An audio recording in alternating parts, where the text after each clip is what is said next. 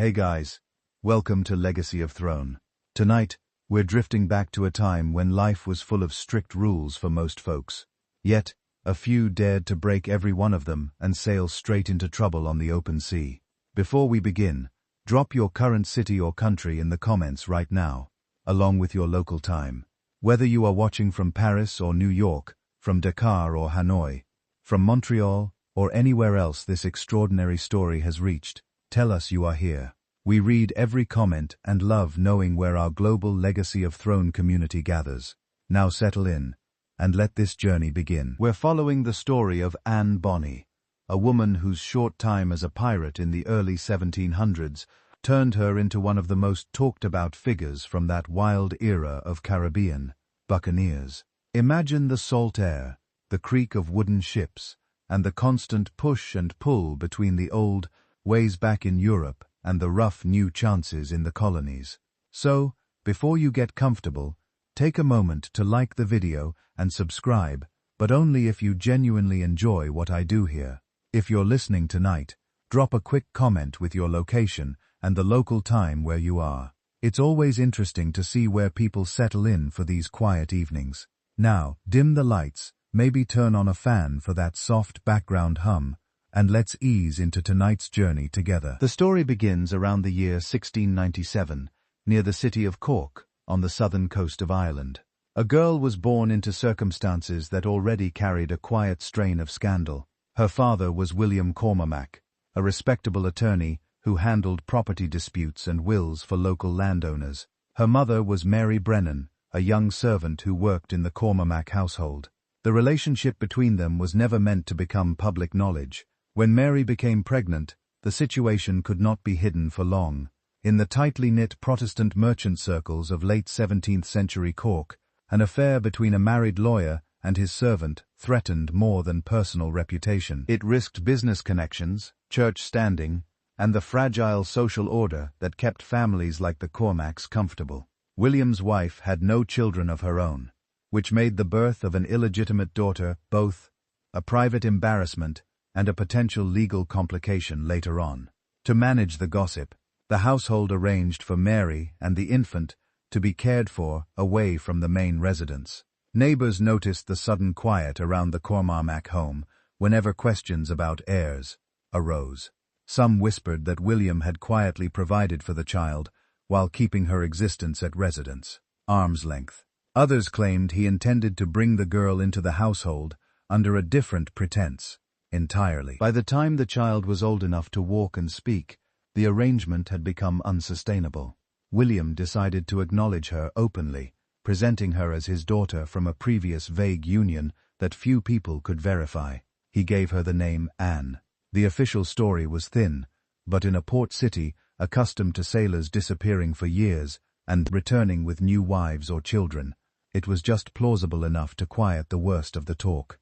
Anne grew up inside the respectable stone house on the edge of Cork's bustling quays. The air carried the constant smell of salt, fish, coal, smoke, and wet wool. Ships unloaded barrels of butter, hides, and linen, while others loaded with salted beef and passengers bound for the colonies. Servants moved through the narrow streets, carrying baskets of bread and peat. Anne would have heard Irish spoken in the markets, and English in her father's study. Her early years passed in the ordinary rhythm of a prosperous but watchful household. Mary Brennan remained close, tending to Anne's, Thru's needs, and teaching her the small domestic skills expected of a girl in that position. Sewing, reading simple prayers, helping with kitchen tasks. William made sure Anne received lessons in writing and basic sums so she would not grow up entirely uneducated. Yet the undercurrent of her origins never quite disappeared. Servants sometimes spoke more freely when they thought no one important was listening, and children in the neighborhood occasionally repeated the sharper versions of the story they had overheard. Anne learned early to carry herself with a certain guarded calm. She preferred watching the ships from the windows or the quayside rather than joining the games of other girls her age. The sight of sails filling with wind and the slow creak of ropes against masts stayed with her, longer than stories of needlework or proper behavior. Around 1071 or 1072, when Anne was 4 or 5, the pressure in Cork became too great. William's legal practice suffered as clients quietly took their business elsewhere. The scandal, though old, still lingered in the memory of people who mattered. He began making plans to leave Ireland altogether. The American colonies, particularly the Carolinas, were attracting settlers with promises of land and new starts. William had contacts among merchants already trading there. The decision was presented to the household as an opportunity rather than a flight. Mary would travel as his wife officially now, and Anne as their legitimate daughter. A story was prepared. The family had decided to seek warmer climate and fresh prospects after years of hard work in Ireland. Some belongings were sold quietly, others packed into trunks bound for the crossing. The voyage itself took weeks. The ship rolled through the great Atlantic, carrying the smells of tar, damp timber, and unwashed passengers. Anne, still small, spent long hours below deck when the weather turned rough, listening to the groan of the hull and the muffled shouts of the crew. Mary stayed close, steadying her when seasickness struck. William spent much of the time on deck speaking with the captain and other passengers about land, grants, and trade possibilities. They landed at last in Charlestown in the province of Carolina, sometime in the early years of the new century. The humid air struck them immediately thick, carrying the scent of pine, marsh, and distant wood smoke. The settlement was still young, a mix of wooden houses, muddy streets, and wharves stretching along the Cooper River. Rice and naval stores were beginning to replace earlier experiments with other crops. Enslaved Africans worked the fields beyond the town, and indentured servants moved through the markets. William quickly set about establishing himself. He used his legal knowledge to handle deeds and disputes for new planters. Within a few years, he had acquired land and begun building a modest plantation. The family moved into a larger house with a wide porch and shutters against the heat. Anne, now 7 or 8, explored the sandy paths and watched small boats gliding past on the river. The change was complete. In Cork, they had lived under the weight of old gossip. Here, few people knew their past. William's status rose steadily. He joined the local vest and became a figure of quiet influence among the growing planter class. Mary adapted to the role of wife in a new society, managing the household and the small staff that included both free and enslaved workers. Anne moved through these years with the same watchful attention she had always shown. She noticed the differences, the slower pace of speech, the heavier reliance on rice and corn instead of oats and potatoes, the constant presence of mosquitoes, and the need for netting over beds at night. She learned to ride, the small horses kept for plantation work, sitting astride rather than side saddle when no one was watching. The household observed the customs of the Church of England. Sundays meant services in the wooden church, followed by quiet afternoons. Anne sat through the long sermons, her mind often drifting to the river, and the ships that still came and went from the harbour. Even in this new life, the sea remained close visible from the upper windows, audible in the calls of gulls and the creak of rigging carried on the breeze. Yet the sea that now remained close in this new Carolina life reminded the family daily of the crossing that had been their escape from the intense social backlash in Ireland. William Cormac had watched his once solid position as an attorney in court crumble under the weight of public disapproval. The affair with Mary Brennan had been tolerated in private, but once the birth became impossible to hide, the merchant families who supplied his clients began to withdraw their business one by one. Church wardens made quiet inquiries about the moral fitness of his household, and several long-standing contracts for land surveys were quietly reassigned to other lawyers. Even the servants in neighboring homes began to refuse errands to the Cormac door. To leave without drawing further attention, William arranged a careful sequence of steps. The family first traveled north to a small port town in England, under the pretense of visiting relatives for health reasons. They spent nearly a month there, staying in modest lodgings and letting local talk spread that they were a respectable couple, seeking warmer climates after years of Irish damp. This short stay allowed them to board a larger vessel, leaving from a busy English quay rather than the familiar Cork docks, where their names might still have raised eyebrows.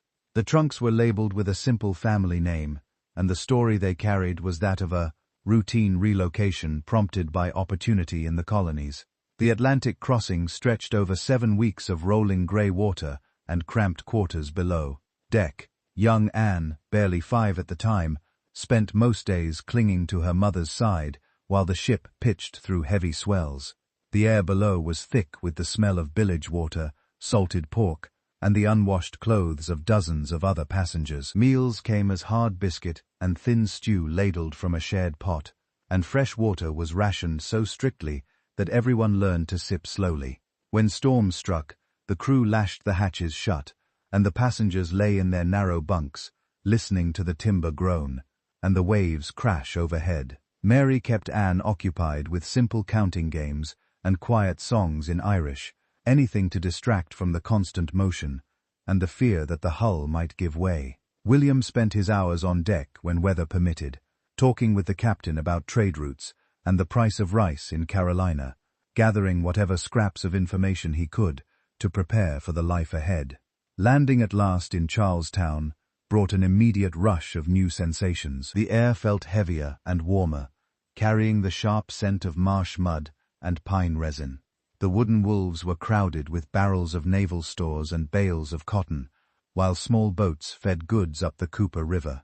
The family stepped ashore with only the belongings that had survived the voyage, their clothes stiff with salt. For the first weeks they rented a single room in a boarding house near the market square, where enslaved workers carried water and firewood past the door each morning. William used his remaining savings and letters of introduction to secure a small plot of land outside town. He began filing simple deeds for other planters, slowly rebuilding the network he had lost in Cork. Mary adapted quickly to the household routines of the colony. She learned to cook with cornmeal instead of oats, boiling it into thick porridge sweetened with molasses that the family ate at a rough pine table. Clothing changed too.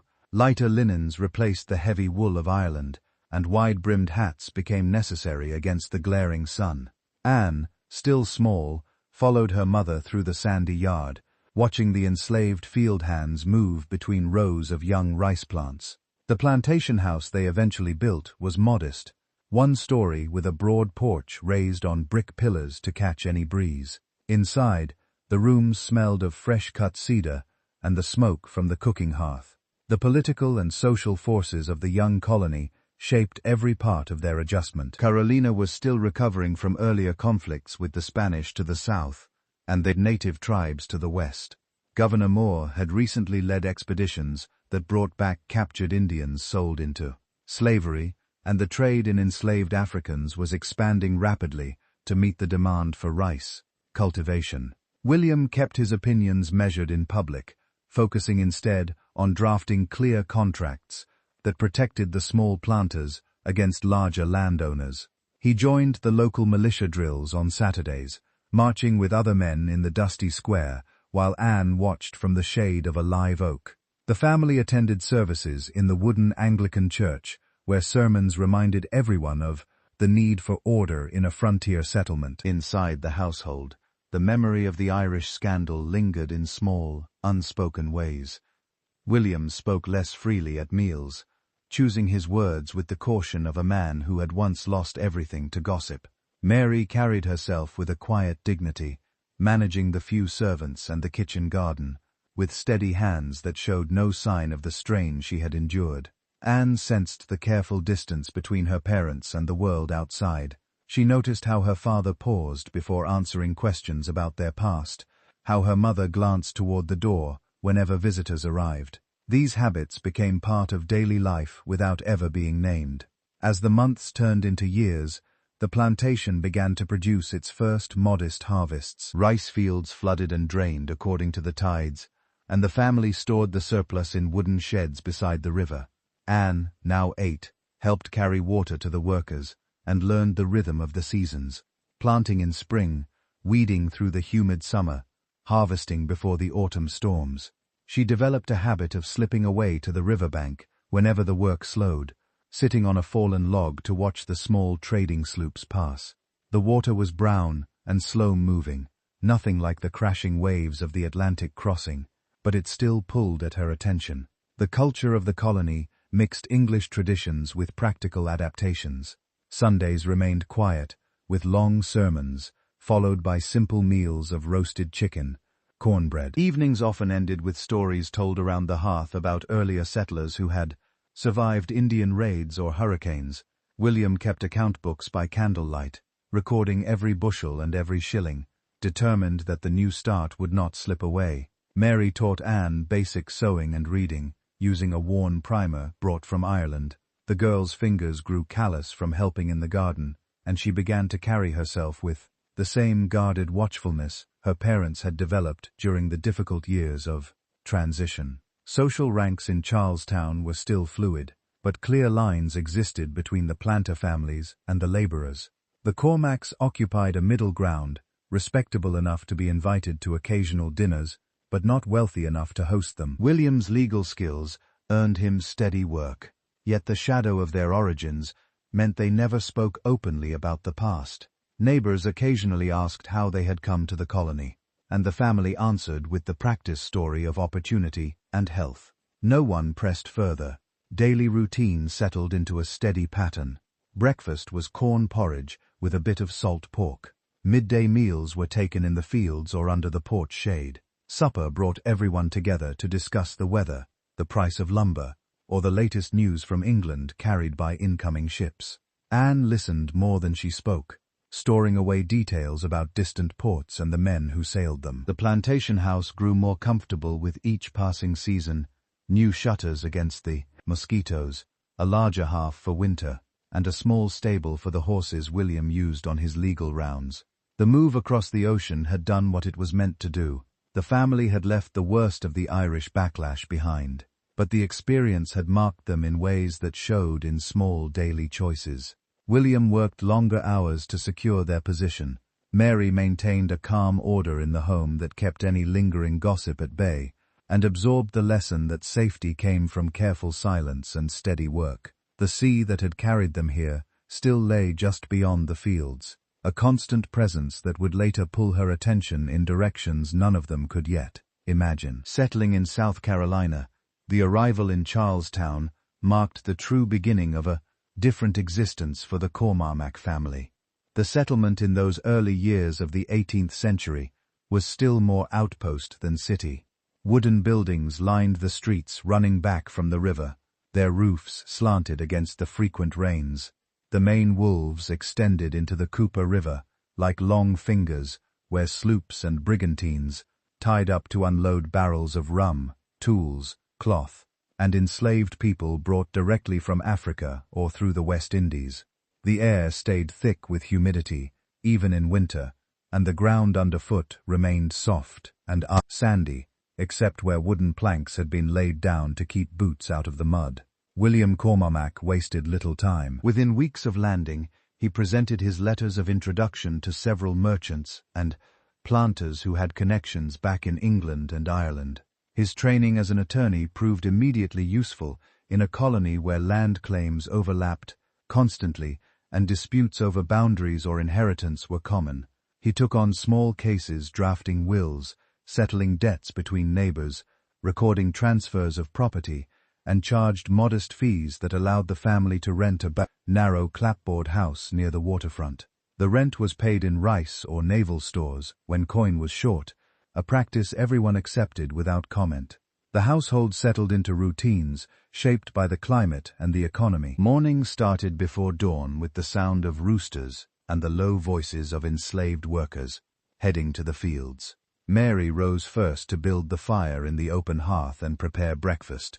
Cornmeal mush, cooked with a strip of salt pork, sometimes sweetened with a little molasses if the last shipment from Barbados had included extra. Anne helped carry water from the well in wooden buckets, learning to balance the yoke across her shoulders without spilling. The water tasted faintly of iron and needed to be boiled before drinking to avoid the flux that still carried off newcomers. By mid-morning, the heat had already built, and everyone moved more slowly under it. William rode out on a borrowed horse to meet clients at their plantations, or to inspect disputed land along the Ashley River. He wore a lightweight linen coat and a wide hat, carrying a satchel of papers tied with string. When he returned in the late afternoon, he He sat at a small desk in the front room, dipping a quill in ink made from oak galls, and writing out contracts by the light of a single tallow candle. The smell of hot wax and melting tallow became part of the house. Mary managed the domestic side with quiet efficiency. She oversaw the small kitchen garden behind the house. Rows of collards, okra, sweet potatoes and beans, tended by one enslaved woman named Suki, who had been purchased soon after their arrival. Suki also helped with laundry, scrubbing linens in a wooden tub with lye soap that stung the hands. Clothing was simple and practical. Shifts of coarse linen for everyday wear, heavier skirts and bodices for cooler months, and aprons that protected against grease and soot. Anne wore the same style of dress as her mother, but in smaller sizes, with her hair tied back in a single braid to keep it out of the way during chores. The streets of Charlestown offered their own lessons in the colony's social order. Market days brought crowds to the square, where vendors sold fresh fish, Indian corn, deer hides, and imported goods like nails, glass beads, and bolts of calico. Enslaved people moved through the throng, carrying baskets on their heads or leading mules, loaded with firewood. Free blacks ran small shops or worked as artisans, blacksmiths, coopers, tailor, though they remained few in number and carefully watched. Anne often accompanied her mother to market, holding the basket while Mary bargained for flour or candles.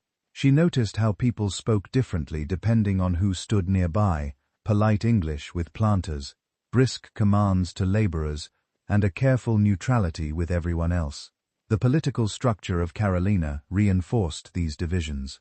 The Lords Proprietors still held nominal control from England, but local power rested with the governor and the Commons House of Assembly, filled mostly by wealthy planters. Taxes fell heavily on small farmers and laborers, while large landholders received generous grants and exemptions. William aligned himself quietly with the moderate faction, avoiding the louder debates over Indian trade or the expansion of rice planting.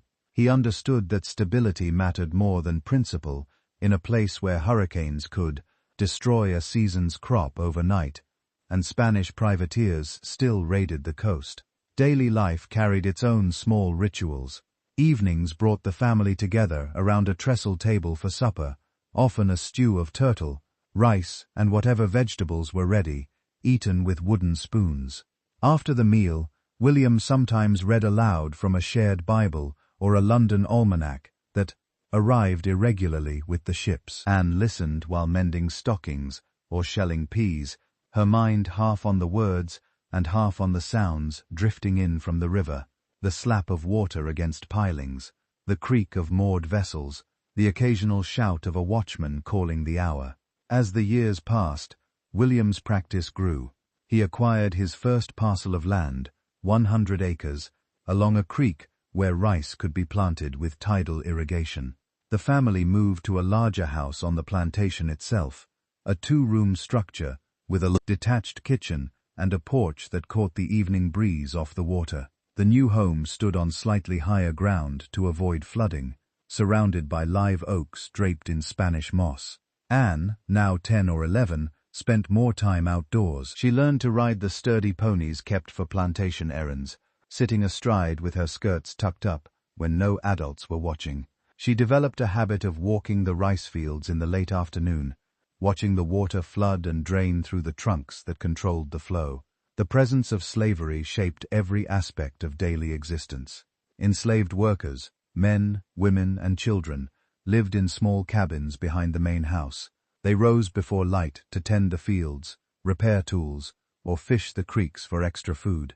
Their labor produced the rice that paid for imported goods and allowed William to expand his holdings. Anne saw them at close range, the way they moved in rhythm through the rows, the songs they sang in low voices to keep time, the careful way they avoided direct eye contact with the family, unless spoken to.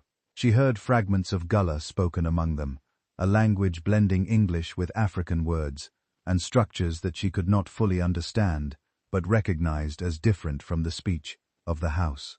Social customs remained strict, especially for girls of Anne's station. She was expected to learn household management, baking bread, preserving fruit, overseeing laundry so she could one day run a home of her own. yet she resisted the finer points of needlework and deport. When visitors came, usually other planters or merchants, she sat quietly in the corner, listening to talk of crop prices, militia musters, and news from London that arrived months late.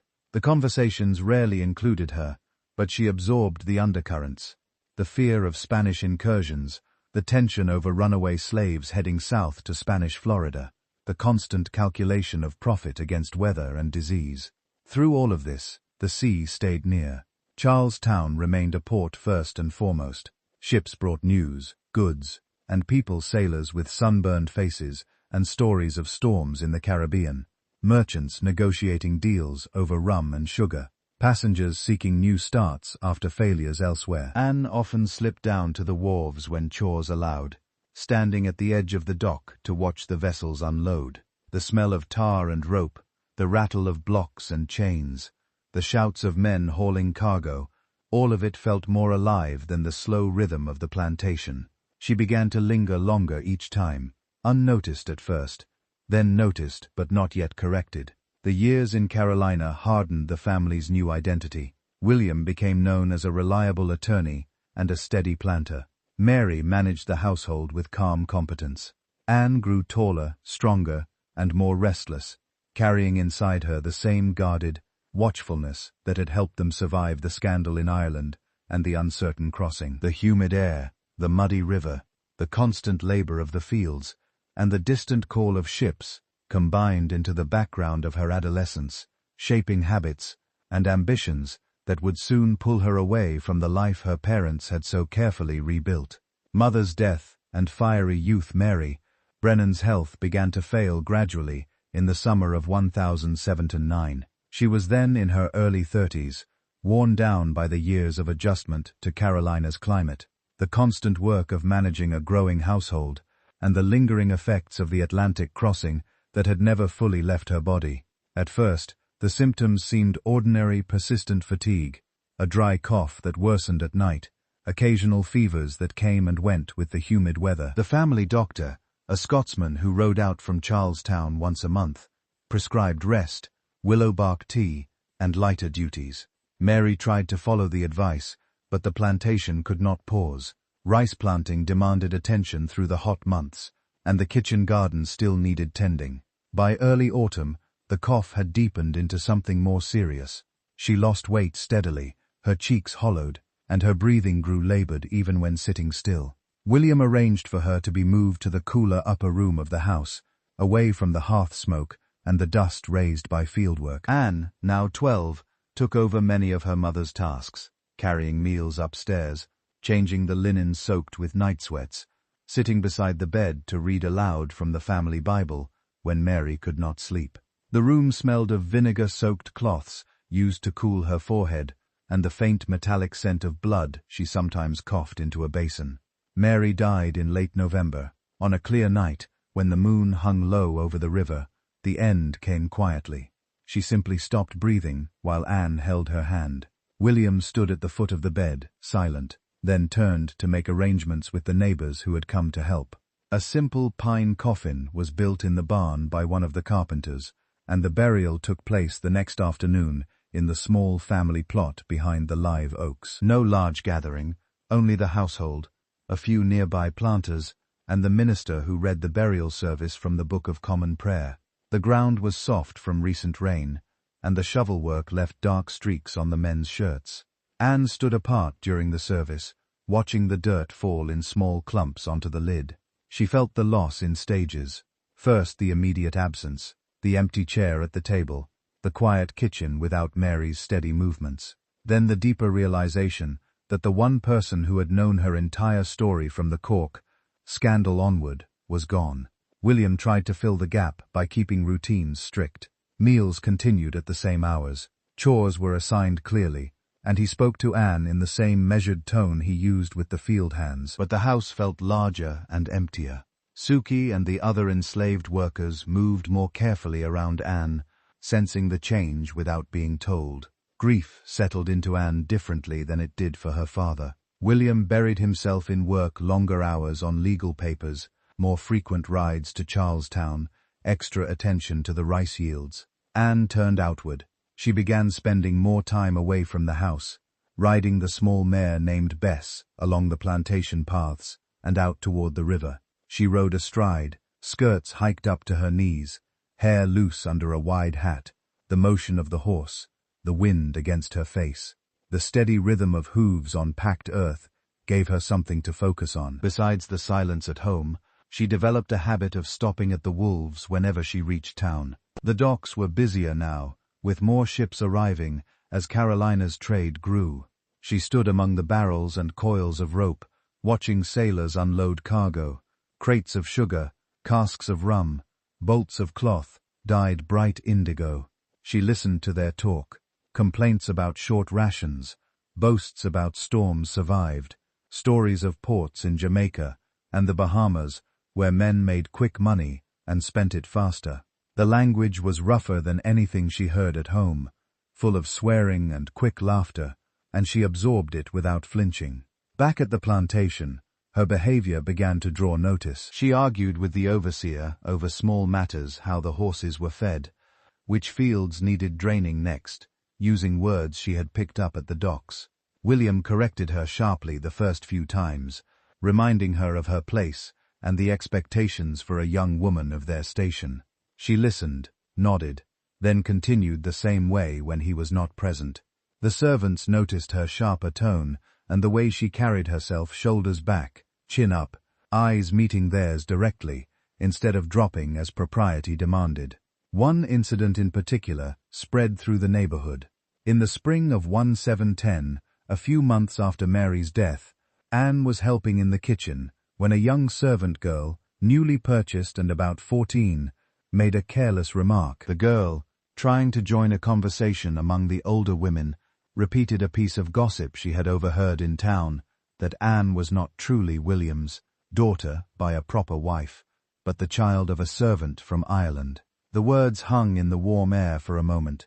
Anne turned, set down the wooden bowl she was holding, and walked straight to the girl. Without a word, she picked up a small paring knife from the table and drove it into the girl's upper arm just below the shoulder. The blade went in perhaps an inch, enough to draw blood and cause a sharp cry, but not enough to kill or maim permanently. The household froze. Suki pulled Anne back while another woman pressed a cloth to the wound. William was summoned from the fields. He examined the injury, had it cleaned with rum and bandaged, then sent the girl to rest in the quarters. To Anne, he said nothing in front of the others. Later, in the front room, with the door closed, he spoke in a low, controlled voice. He told her the act could bring serious trouble. Assault on a servant was a matter for the courts if reported, and word traveled quickly. He made her stay indoors for 2 weeks. No riding, no trips to town. Anne accepted the punishment without protest, but she did not apologize. The story circulated quietly among the plantations. Some called it a sign of bad blood from the mother's side. Others said the girl had been insolent and got what she deserved. No formal complaint was ever made. William, standing as an attorney and planter, helped keep the matter contained. But the incident marked a shift. Anne became known as quick-tempered, someone not to cross lightly. Neighbors watched her more closely when she passed on the road, and the servants spoke to her with extra caution.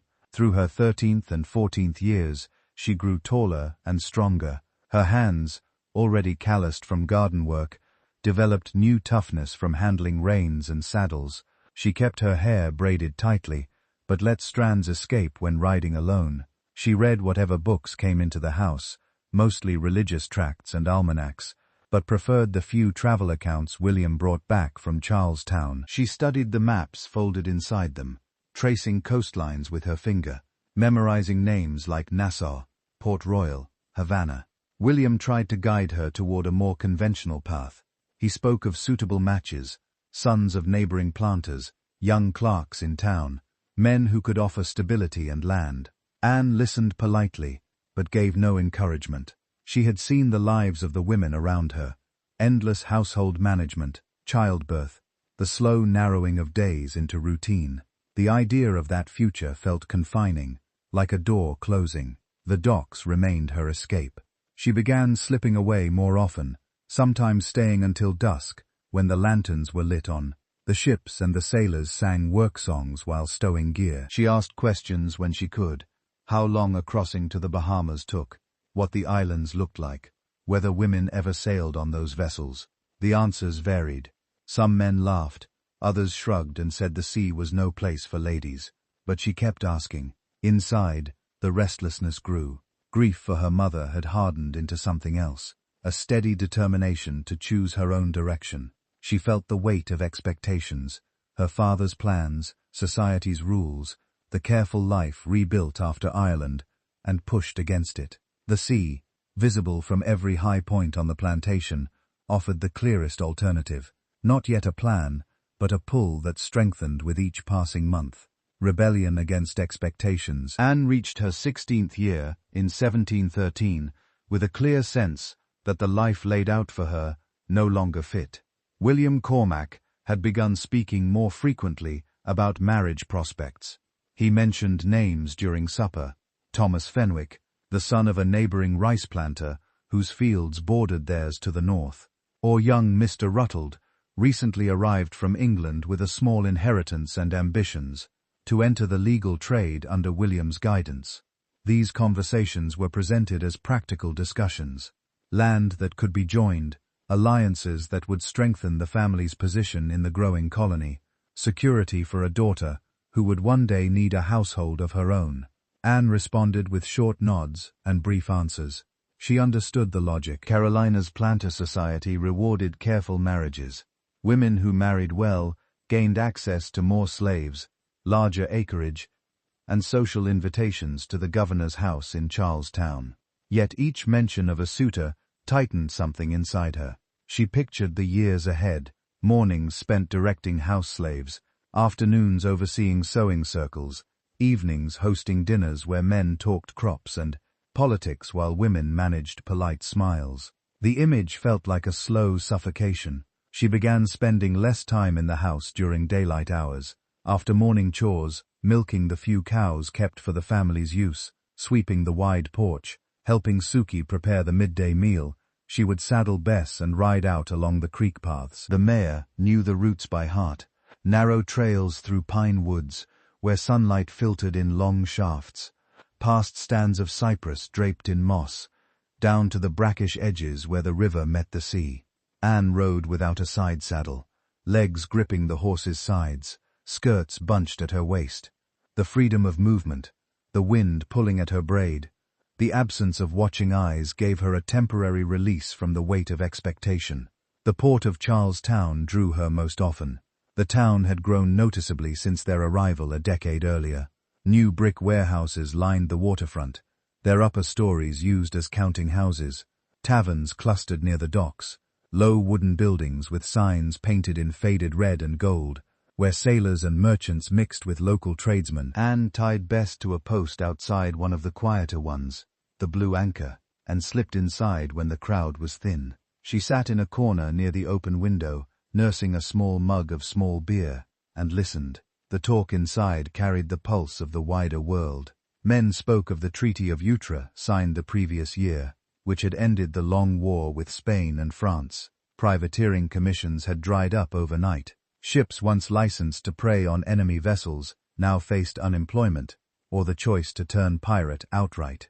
Captains grumbled about reduced trade, while others boasted of quick runs to the Bahamas, where law was thin and opportunities thick. Anne absorbed the details without interrupting. The names of vessels, the routes through the Windward Passage, the prices fetched for captured cargo in Nassau, Port Royal. She asked questions when the moment felt safe, usually to an older sailor nursing his own drink alone. How long did a sloop take to reach New Providence?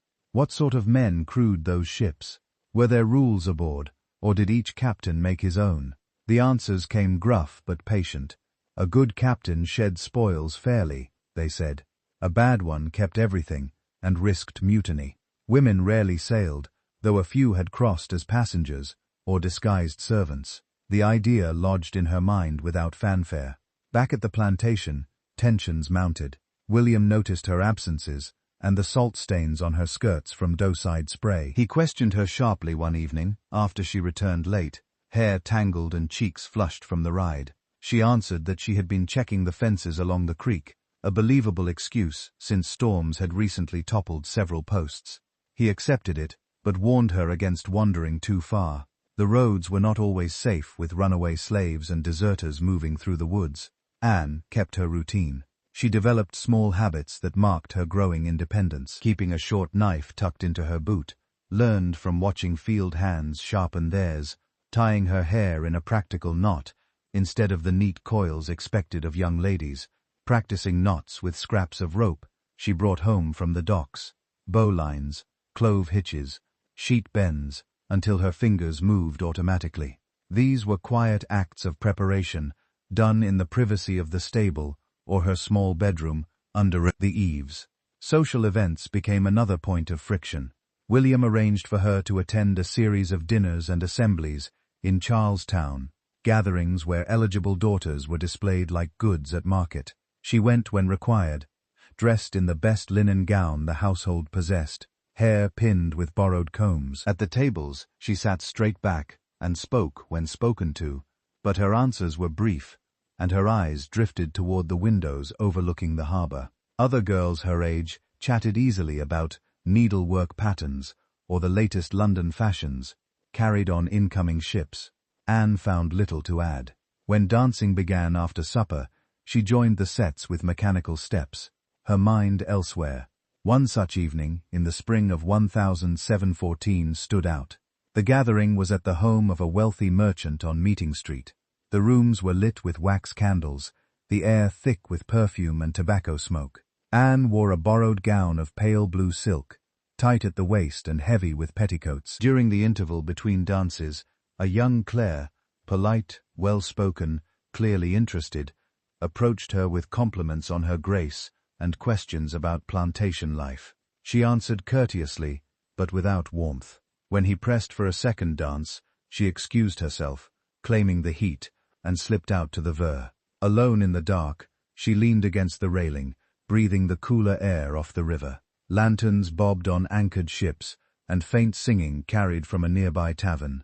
The contrast struck her sharply. Inside the ordered world of candlelight and polite conversation, outside the rough, moving world of water and wind, she stayed until the music resumed, then returned only long enough to tell her chaperone she felt unwell. The ride home in the carriage was silent. William said nothing, but his face was set. The inner conflict sharpened through the following months. She felt the pull of two directions. One led to the life her father planned: marriage, a house much like the one she lived in now, children, the slow accumulation of land and status. The other led toward the docks, the ships, the stories of men who answered to no one but their articles and their captain. The second path carried risks she could name: disease, storms, capture by the Navy, betrayal by a crew, but it also offered motion, choice, the absence of fixed roles. She began keeping a small notebook hidden under a floorboard in her room. In it, she jotted fragments, names of vessels she had seen tied up, distances between ports mentioned in conversation, rough sketches of rigging copied from sailors' idle drawings on barrel staves. These were not plans yet, only records of possibility. She read them by candlelight after the house slept, tracing the words with her finger as if they might lead somewhere concrete. William's efforts continued. He invited Thomas Fenwick to supper one Sunday in late summer. The young man arrived on a good horse, dressed in a fine coat, carrying a small gift of imported tea for the household. Conversation stayed polite.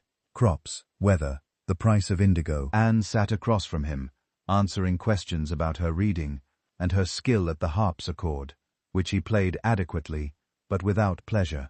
After the meal, Fenwick walked with her in the garden under the live oaks. He spoke of his plans to expand his father's holdings, of building a new house nearer the river.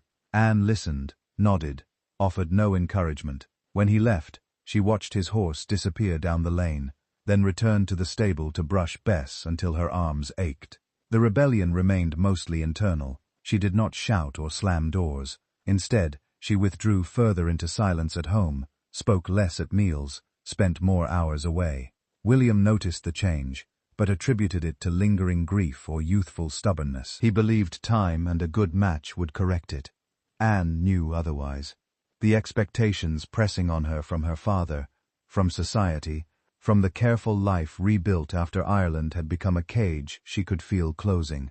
The sea, visible every day from the fields and the porch, represented the only opening she could see. Toy mirage, to James Bonny. The pull toward the docks grew stronger through the winter of 1714 and into the following spring. Anne found herself riding to Charlestown 2 or 3 times a week, always with a reason that could pass inspection, fetching nails for fence repairs, collecting letters from the post office, or checking on a shipment of seed corn William had ordered. Each visit ended the same way. She tied the mare outside the Blue Anchor, or the Crown and Compasses, and stepped inside for a short while. The taverns were dim, even in daylight, their floors scattered with sawdust to absorb spilled drink and tobacco spit. She chose a bench near the back wall, paid for a mug of small beer with coins saved from household errands, and listened. James Bonny first appeared among the crowd one afternoon in early summer. He was an ordinary sailor, perhaps 25, with the sun-brown face and careless hands of someone who had spent years on merchant vessels. His clothes were plain, a checked shirt faded from washing in seawater, canvas trousers patched at the knees, and a wool cap pulled low against the glare. He had come off a brigantine that had just unloaded sugar from Barbados and was waiting for a new berth. The other men knew him by name. He spoke little, but carried himself with the easy confidence of someone accustomed to long voyages and short paydays. Anne noticed him because he sat apart, nursing his drinks slowly and watching the room without joining the louder conversations. When their eyes met once across the smoky space, he gave a small nod of acknowledgement, nothing more. Over the next weeks the pattern repeated. He appeared on days when his ship was in port, always quiet, always listening more than speaking. She learned fragments of his background from overheard remarks. Born in England, served on several trading slopes out of Bristol and London, no family waiting anywhere, content with the sea as his only steady home. He had no grand ambitions beyond steady wages and occasional prizes, when privateering commissions were still available. Their connection formed gradually through small exchanges at the edge of the crowd. He would mention a route he had sailed past the Bahamas, through the Florida Straits, and she would ask a single question about wind patterns or the look of the islands. His answers were direct and practical. Nassau was a collection of shacks and tents on New Providence, full of men who had turned to piracy after the war ended, living by their own rules because the royal governors had not yet reached that far. The place sounded raw and alive, free of the plantation routines that pressed on her at home. She stored every detail without showing excitement. At the plantation, the pressure from William increased steadily. He had arranged another meeting with Thomas Fenwick, this time inviting the young man for a full day of riding the fields together. Anne endured the visit with the same outward politeness, but inside she felt the walls closing tighter. The thought of a lifetime tied to rice fields, church services, and polite suppers filled her with a quiet dread that had no name, but grew heavier each week. She compared it to the stories James told of open decks, shared articles that treated every crewman fairly, and ports where no one asked about your past. By late summer 1715, she had made her choice. She met James more deliberately now, waiting at the dock after his ship tied up, and walking with him along the waterfront in the fading light. He spoke of his plans to head south once the hurricane season eased toward the Bahamas, where former privateers had gathered and were making their own opportunities.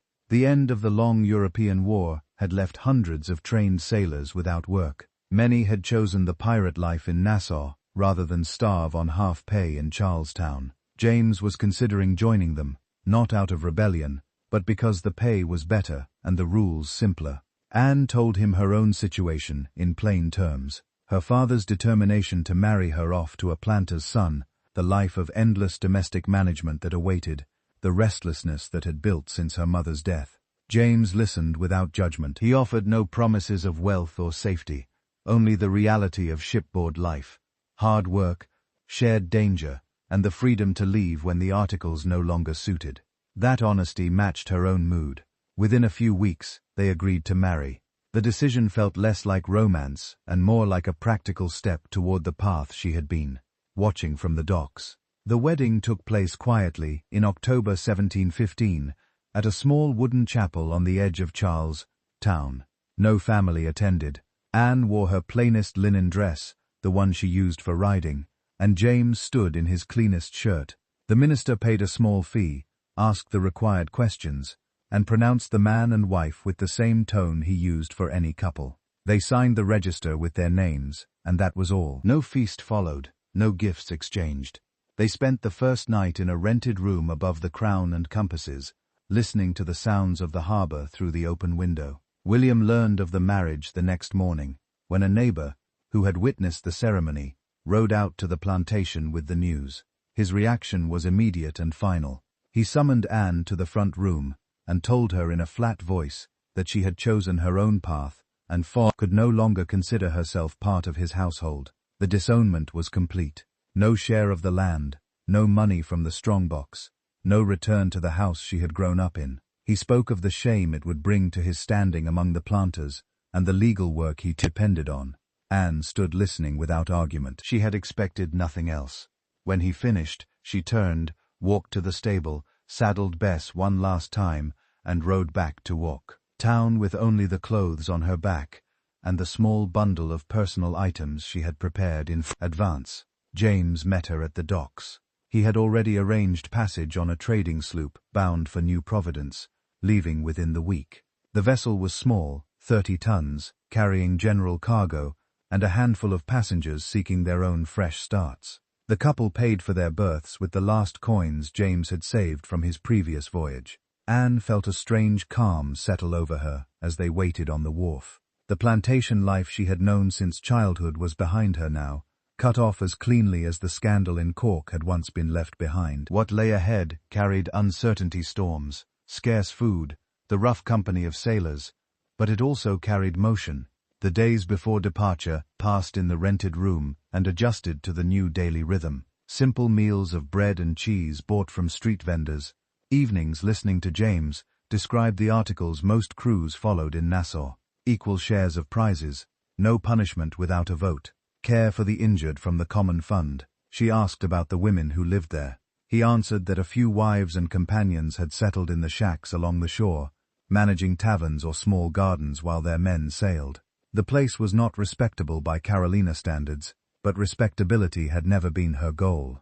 On the morning of departure, the sloop cast off with the tide. Anne stood at the rail, watching Charlestown shrink behind them. The spire of St.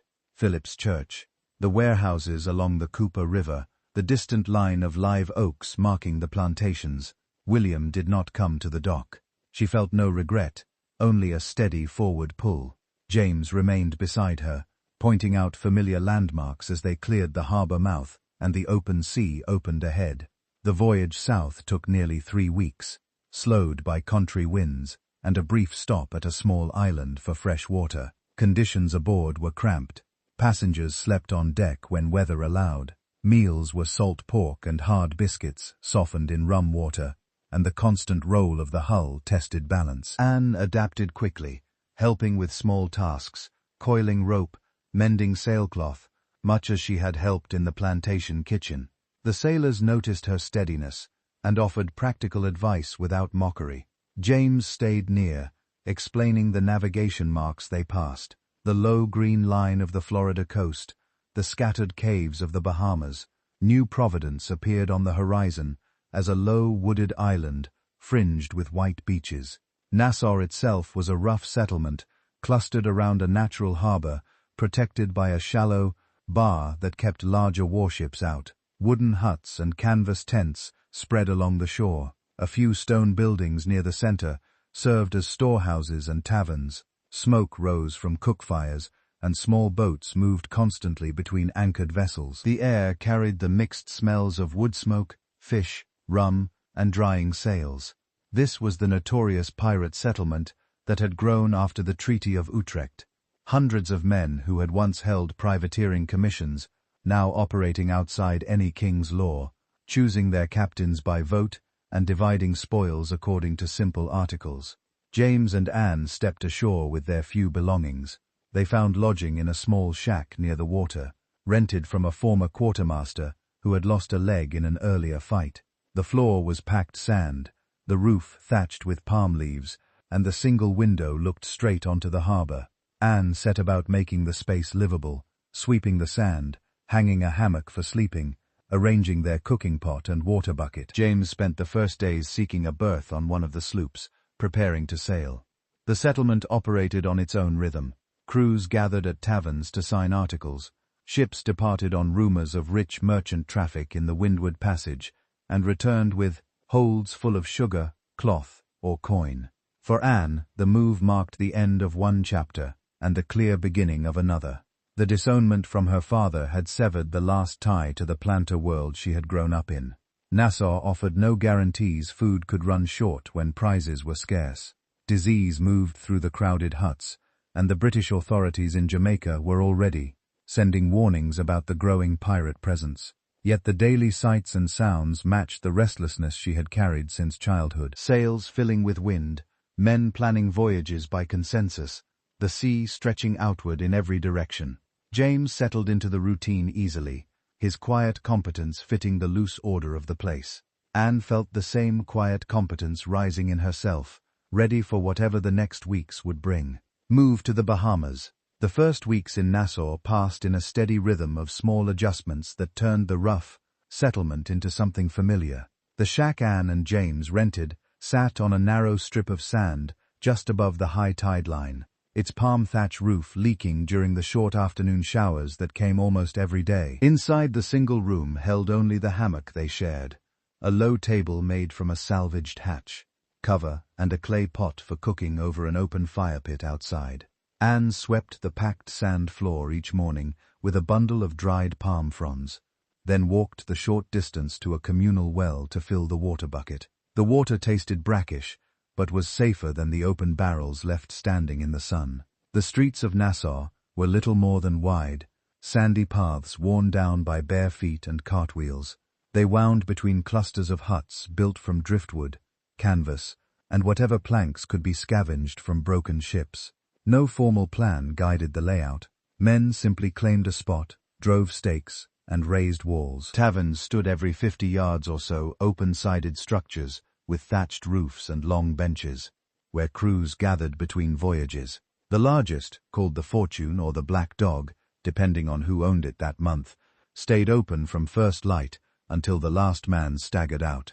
Rum flowed from shared casks, served in coconut shells or dented tin mugs. Anne learned quickly to move through these places with purpose, carrying a small basket of bread or fruit she bought from the few women who kept garden patches behind their huts. She kept her eyes forward, and her voice low, but she listened to every conversation. James spent his days seeking steady work. He signed onto small sloops that left the harbor on short raids or trading runs to nearby islands. The pay came in shares of whatever cargo they took: sugar, cloth, coins, or sometimes just barrels of salted fish. When he returned, he brought back small amounts of money that kept the shack supplied with rice, salt pork, and the occasional fresh turtle caught by local fishermen. He spoke little about the voyages themselves, only the practical details: how many men were needed for the watch, what the articles of agreement said about dividing spoils, and which captains could be trusted to honor their word. Anne noticed he had begun carrying a short cutlass at his belt and a pistol tucked into his waistband, items he cleaned and oiled each evening by the firelight. The broader shift happening around them gave the settlement its restless energy. The War of Spanish Succession had ended in 1713 with the Treaty of Utrecht, closing the long years of fighting between Britain, France, and Spain. Thousands of sailors who had served on privateers, legal raiders holding royal commissions, suddenly found themselves without employment. Many of those same men had drifted to Nassau because the island lay outside easy reach of any royal governor. What had once been licensed attacks on enemy ships turned into outright piracy against any vessel that looked profitable. Crews voted on their captains, wrote simple articles that promised equal shares and care for the wounded, and sailed out in small, fast sloops that could slip through shallow channels where larger warships could not follow. Anne watched these crews assemble at the taverns. Men from England, Ireland, Scotland, the colonies, even a few French and Spanish deserters. They spoke of rich merchant ships moving through the Windward Passage, carrying sugar from Jamaica or silver from the Spanish Main. Anne adjusted her own habits to match the loose order of the place. She took in laundry for several crews, washing shirts and trousers in a wooden tub behind the furnish shack and hanging them on lines strung between palm trees. The work brought in extra coins and gave her a reason to move freely among the huts. She learned which women had come with their husbands and which had arrived alone, some running small cookshops that sold stewed conch and corn cakes to hungry sailors. Food was simple and irregular, whatever arrived with the ships or could be caught in the shallow waters. She kept a small garden patch of her own, planting sweet potatoes and beans in the sandy soil, weeding it early each morning before the sun grew too hot. Social rules in Nassau were few and practical. Men settled disputes with fists or knives in the open street, and the rest of the settlement stepped aside until the matter ended. Women were expected to manage their own affairs. No one inquired too closely about past lives or legal marriages back in the colonies. Anne carried herself with the same steady calm she had developed on the plantation, answering questions directly, but volunteering nothing extra. She avoided the worst of the drinking crowds at night, staying inside the shack when the taverns grew loud and fights spilled into the paths. James warned her once about certain captains known for forcing women aboard, but he trusted her judgment and left her to her own routines. By the middle of 1717, the settlement had grown noticeably. More slopes anchored in the harbor, their decks low in the water from recent prizes. News traveled by word of mouth. A rich French merchant, taken off Hispaniola, a British slaver, relieved of its cargo near the Florida Straits. The men who returned spent their shares quickly: new clothes, better weapons, nights of drinking that left the taverns echoing until dawn. Anne watched the pattern repeat and began to understand the fragile balance that kept Nassau functioning. Enough successful raids to keep crews fed and armed, but not so many that the royal authorities in Jamaica or Carolina decided to send warships. James's work changed in the spring of 1718 when a new governor arrived from England. Woodes Rogers, a former privateer himself, had been sent with a royal commission to restore order in the Bahamas. He brought a small squadron of warships and a clear mandate to offer pardons to pirates who surrendered or to hang those who refused. The settlement reacted in waves. Some crews accepted the pardon and turned to legitimate trade. Others slipped away to more remote caves, and a few openly defied the new authority. James saw opportunity in the shift. He began carrying messages between Rogers's headquarters in the half-finished stone fort and certain captains who wanted to negotiate terms without losing face.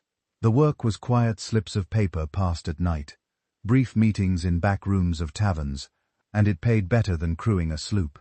Anne asked few questions. She understood that survival in Nassau now required careful alignment with whoever held the strongest hand at any given moment. The streets took on a different tension under the new governor. Rogers posted notices offering full pardons for those who swore loyalty to the king and gave up piracy. Some men burned the papers in public. Others quietly lined up at the fort to sign their names. Taverns that had once echoed with boasts now carried cautious conversations about who could be trusted and who might inform on the rest. Anne continued her laundry work and garden patch, but she moved more carefully, noting which faces disappeared and which new officials walked the paths with armed escorts. James returned from his meetings with small amounts of coin and occasional news. A pardon accepted here, a sloop seized there. He kept his role as informant private, speaking of it to Anne, only in low tones after dark when the harbor was quiet. Daily life settled into a new balance. Morning still began with the water bucket and the garden. Afternoons brought the steady rhythm of washing and mending. Evenings, when James was home, they ate simple meals of fish stew and cornbread beside the fire pit, listening to the waves and the distant voices from the taverns. The end of the war had turned the entire region into a place where former privateers tested the limits of law, and Nassau stood at the center of that testing. Anne felt the change in the air, less open celebration, more guarded movements. but she also felt the same steady forward motion that had carried her from Carolina. The settlement offered no guarantees of safety or wealth, yet it allowed choices that the plantation life had never permitted. James's new work with Rogers added another layer of quiet calculation to their days, a practical response to the tightening grip of authority that was slowly closing around the pirate world. They had joined. Encounter with Calico Jack. The arrival of John Rackham in Nassau changed the daily atmosphere of the settlement in subtle but noticeable ways. He had been sailing for several years already, mostly on small sloops out of Jamaica and the Windward Islands, taking what prizes he could under the loose rules of the post-war years. By late 1718, he had earned the nickname Calico Jack. From the bright striped calico breeches, he favored cloth bright enough to stand out on deck even in the dim light of a storm. He wore them with a loose shirt open at the neck and a wide-brimmed hat cocked to one side, a style that drew eyes whether he intended it or not. Anne first saw him one afternoon near the main wharf. A sloop called the Revenge had just dropped anchor after a run through the Florida Straits. The crew was unloading crates of sugar and bolts of cloth, laughing and shouting as they worked. Rackham stood on the quay, directing the men with easy gestures, his voice carrying without effort over the noise. He was not tall, but carried himself with a relaxed authority that made others listen. His face showed the marks of the sea sun lines around the eyes, a small scar along the jaw from some earlier fight, but his manner was light, almost amused, as if the work of piracy were a game he played well. She had gone down to the water to collect a small payment from a crew that owed her for laundry. As she waited on the edge of the crowd, Rackham noticed her standing apart and walked over. He asked her name in a casual tone, then introduced himself with a small bow that felt half serious, half mocking. The conversation stayed brief. He commented on the heat, asked how long she had been in Nassau, and mentioned that he liked the look of the settlement now that Rogers had started building a proper fort. Anne answered plainly, without elaboration. She noticed his eyes lingered a moment longer than necessary, but he said nothing more and returned to his men. The encounter repeated over the following weeks. Rackham's sloop stayed in harbor longer than most, undergoing repairs to the hull and rigging after scraping a reef during the last voyage. He spent evenings in the larger taverns, buying rounds for whoever sat nearby, and telling stories of narrow escapes and rich hauls with a storyteller's timing. Anne began to appear at those same places more often, sitting at a side table with a mug of watered rum, listening from a distance. She did not join the circles around him directly. Instead, she let the conversations drift her way through the open-sided walls. Rackham noticed her presence each time. He would catch her eye across the room and raise his mug in a quiet salute before returning to his tale. Once he sent a boy over with a fresh coconut shell of punch, saying it was compliments of the captain. She accepted it without comment, and drank slowly while the night wore on. The gesture carried no demand, only a small acknowledgement that she existed in the same space he did. Their first real conversation happened on a quiet evening in early 1719. Most crews were either at sea or sleeping off the previous night's drinking. Anne had walked down to the beach to sit on a low dune and watch the moon rise over the harbor. The water lay flat and silver, broken only by the dark shapes of anchored vessels. Rackham appeared along the same path, carrying a bottle and 2 tin cups. He asked if he could join her, sat on the sand a respectful distance away, and poured them each a measure of rum without waiting for an answer. He spoke first about the sea itself, how the trade winds shifted with the seasons, how a good captain read the sky more than the charts. Anne listened, then asked about the Revenge's last prize, a small French merchant carrying wine and cloth from Martinique. He described the boarding in simple terms. The other ship had struck colors quickly. No shots fired. The cargo divided according to the articles within the hour. She asked about the articles themselves, how they were written, who decided the shares, what happened when someone broke them. He explained the basics: equal division. After the captain and quartermaster took their portions, no stealing from the common store, punishment by vote for serious offenses. The rules sounded fairer than the rigid hierarchy of merchant ships, or the unspoken rules of the Carolina plantations. The talk turned personal without either of them forcing it. Rackham mentioned that he had no family waiting anywhere, no land to return to, only the deck under his feet and the next horizon. Anne spoke briefly of her own path leaving Charlestown, the disownment, the choice to follow James to Nassau. She kept the details sparse, but he listened without interrupting. When she finished, he nodded once, and said the sea had a way of taking people who did not fit elsewhere. There was no pity in his voice, only recognition. After that night, the meetings became more regular. They walked the beach paths together when the settlement was quiet, or sat on the porch of the shack and shed with James while he was away on short voyages. Rackham brought small gifts, sometimes a length of bright cloth for a new skirt, a handful of fresh limes from a recent prize, a silver coin stamped with a Spanish king that he said she could keep for luck. The gestures stayed light, never pressing for more than she offered. Anne accepted them in the same spirit, using the cloth to sew a practical shirt she could wear when working, squeezing the limes into water to cut the taste of the brackish well. James remained absent for longer stretches. His work as an informant for Governor Rogers kept him moving between the fort and the taverns, passing messages and gathering names of captains who refused the pardon. He returned tired, spoke little, and slept heavily when he was home. Anne continued the laundry and garden routines, but her attention had shifted. The hours spent with Rackham felt different from the steady practicality of her marriage. He carried stories of open water and quick decisions, of nights under full sail, with the deck tilting beneath bare feet. The carefree manner master sharp mind, he knew exactly which routes merchant ships favored, how to spot a fat prize from a distance, when to run and when to fight. The connection deepened through shared silences as much as words. They sat together on the beach, watching ships come and go, or leaned against the wall of a tavern, listening to the same songs the crews sang. Anne found herself laughing at his dry observations about the pompous officials Rogers had brought with him, or nodding when he described the boredom of long watches broken only by the litten cry of a lookout spotting sail. She began to notice small habits of his, the way he rolled a coin across his knuckles when thinking, the quick glance he gave the horizon, even when sitting on land, the easy way he handled a knife or pistol, as if they were extensions of his hands.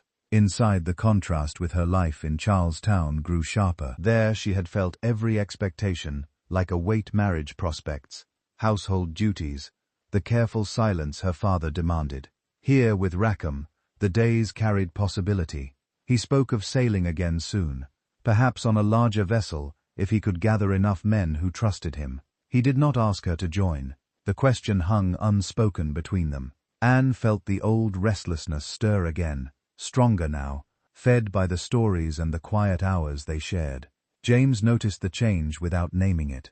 He came home one evening to find Rackham sitting on the porch steps, talking with Anne about the best anchorages on a Luther. James greeted him civilly, joined the conversation for a few minutes, then went inside to clean his pistol. Later, alone with Anne, he asked how long she had known Calico Jack. She answered truthfully, several weeks, mostly chance meetings in public places. James said nothing more, but the question stayed in the air. The pull toward Rackham's world grew steady and undeniable. He represented the freedom she had glimpsed at the Charlestown docks years earlier. Motion, choice, a life shaped by votes and articles rather than inherited rules. James offered stability in Nassau's shifting landscape, a quiet partnership built on practical needs. Rackham offered something else, the chance to step fully into the sea life she had watched from the edges since childhood. The decision formed slowly, not in a single moment, but through accumulated hours of talk, shared rum, and the sight of sails filling with wind. By mid-1719, the choice had settled inside her. She would leave James and join Rackham when his next voyage began. The break would be clean, no arguments, no public scene. She would pack her few belongings into a small sea chest and walk to the Revenge when it prepared to sail. The settlement would notice, as everything in Nassau noticed, but no one would interfere. Women had left husbands before, men had left wives. The articles of a pirate crew would become her new rules, the deck her new home. The encounter with Calico Jack had ignited the ambition that had simmered since her mother's death and the disownment in Carolina. It offered a path forward that matched the restlessness she carried, a way to claim the sea that had always lain just beyond the fields and docks of her earlier life. Embracing piracy, the decision to leave James settled quietly inside Anne during the humid weeks of mid-1701. She made no dramatic announcement. One morning, when James had already left for the fort to deliver another message to Governor Rogers, she packed her belongings into a small canvas sea bag, the linen shifts she had sewn herself, the bright calico cloth Rackham had given her, a spare pair of sturdy shoes, the short knife she kept in her boot, and the handful of coins saved from laundry work. She left the shack exactly as it had been. No note, no overturned chair, nothing to suggest anger or haste. The door simply closed behind her for the last time. She walked the sandy path to the Revenge, anchored near the mouth of the harbor. The sloop rode low in the water, freshly careened and rigged with new lines. Crewmen moved across the deck, stowing water casks, coiling rope, checking the powder magazine. Rackham stood at the rail, watching the preparations. When he saw her approaching with a bag over her shoulder, he gave a small nod and extended a hand to help her aboard. No words passed between them in that moment. The action itself carried the understanding they had built over months of quiet meetings. Anne stepped onto the deck and felt the slight give of the planks under her feet. Different from the solid earth of Nassau's paths, the ship smelled of fresh tar, oakum, and the faint salt of recent caulking. She found a place near the main mast, out of the way of the working men, and waited while the final stores came aboard. Rackham spoke to her briefly once the loading finished. She would share the small cabin after with him, eat from the common mess, and stand watch like any other hand. There were no special concessions for being a woman. The articles would apply the same. She agreed without hesitation. The Revenge slipped her moorings with the evening tide and cleared the bar under a light breeze from the southeast. Nassau shrank behind them until only the low line of palms and the smoke from cook fires remained visible. Anne stood at the elboard rail, watching the island fade. She felt no regret for leaving James, or the shack, or the laundry tubs. The open water ahead carried the same steady pull she had known since childhood, now finally met. Life aboard settled into patterns quickly. The crew numbered about 30 mostly English and Irish sailors, a few Scots, one Dutchman who spoke little, but handled the helm with steady skill. They had signed articles the week before sailing, equal shares of all prizes after deductions for the ship and the wounded. No gambling with dice aboard. No striking another man without cause brought before the company. Punishment decided by majority vote. Rackham read the articles aloud on deck before they left Nassau. And every man, including Anne, placed a mark or signature beside his name on the paper tacked to the mast. She received the same clothing allowance as the others, a checked shirt, canvas trousers cut to fit her frame, a wool cap, and a pair of pistols with powder horn and shot pouch. She kept her hair tied back tightly under the cap and moved about the deck in the loose trousers, finding them far more practical than skirts for climbing the ratlines or hauling on sheets. The first days she spent learning the ship's routines, how to belay a line properly, how to furl a sail without tearing it, how to read the compass card by lantern light during the middle watch. The men watched her at first, curious but not hostile, when she pulled her weight without complaint, scrubbing the deck at dawn, taking her turn at the helm, helping to reef the mainsail. In a sudden squall, they accepted her as part of the company. Daily food followed the standard for small sloops, hard biscuit baked weeks earlier in Nassau, salt pork or beef boiled in the galley's copper cauldron, occasional dried peas or beans when the cook had time to soak them. Fresh water came from casks, filled at the last stop. Each person received a measured pint per day, rationed carefully to last until the next landfall. Rum was served twice daily, once at noon with dinner, once at supper to cut the thirst and the taste of the water. Anne learned to sip hers slowly, mixing it with lime juice when the fruit lasted. She took part in the ordinary work of the ship without exception. During the morning watch, she helped the boatswain check the standing rigging for wear, feeling the ropes for loose strands or rot. In the afternoon, She joined the men mending sails on deck, plying a large needle with sail twine until her fingers grew stiff. At night, she stood her turn at lookout in the foretop, scanning the dark horizon for lights or the pale shape of another sail. The motion of the ship became familiar, the slow roll in a following sea, the sharper pitch when beating to windward, the way the deck tilted underfoot when the wind freshened. Rackham proved a steady captain. He kept discipline light but firm, relying on the articles rather than shouts or the lash. Decisions about course, or when to engage a prize, came after brief consultation with the quartermaster and a show of hands from the crew. Anne participated in those votes when they concerned the whole company. She spoke when she had something useful to add, observations about wind shifts noticed from her watch, or the behavior of distant sails, but she never forced her opinion. The men listened when she did speak. Her time on the docks and her steady manner had earned that much. The first prize came 2 weeks out, a small English merchant brig carrying tobacco and rum from Virginia to Jamaica. The Revenge overhauled her easily in a fresh breeze, firing a single gun across her bow as a signal to heave to. The brig struck her colors without resistance. Anne went across in the boarding party with 6 others, pistols tucked in her belt and cutlass in hand. The merchant captain surrendered his papers and cargo manifest without argument. The hold yielded 60 hogsheads of tobacco, 20 puncheons of rum, and a small chest of Spanish dollars. The prize crew took command of the brig, while the Revenge escorted her back toward a quiet quay, where the cargo could be divided. Back on the sloop, Anne helped tally the spoils. Each man received his share according to the articles. Full shares for the crew, 1½ for the captain and quartermaster, half shares for the boys and the cook. She received a full share like the rest, the coins and goods placed in a small sack she stowed in the cabin. The tobacco and rum would be sold in Nassau or traded for powder and canvas when they returned. The experience felt straightforward. No unnecessary violence, no long chase, just the work of taking what the ship carried and moving on.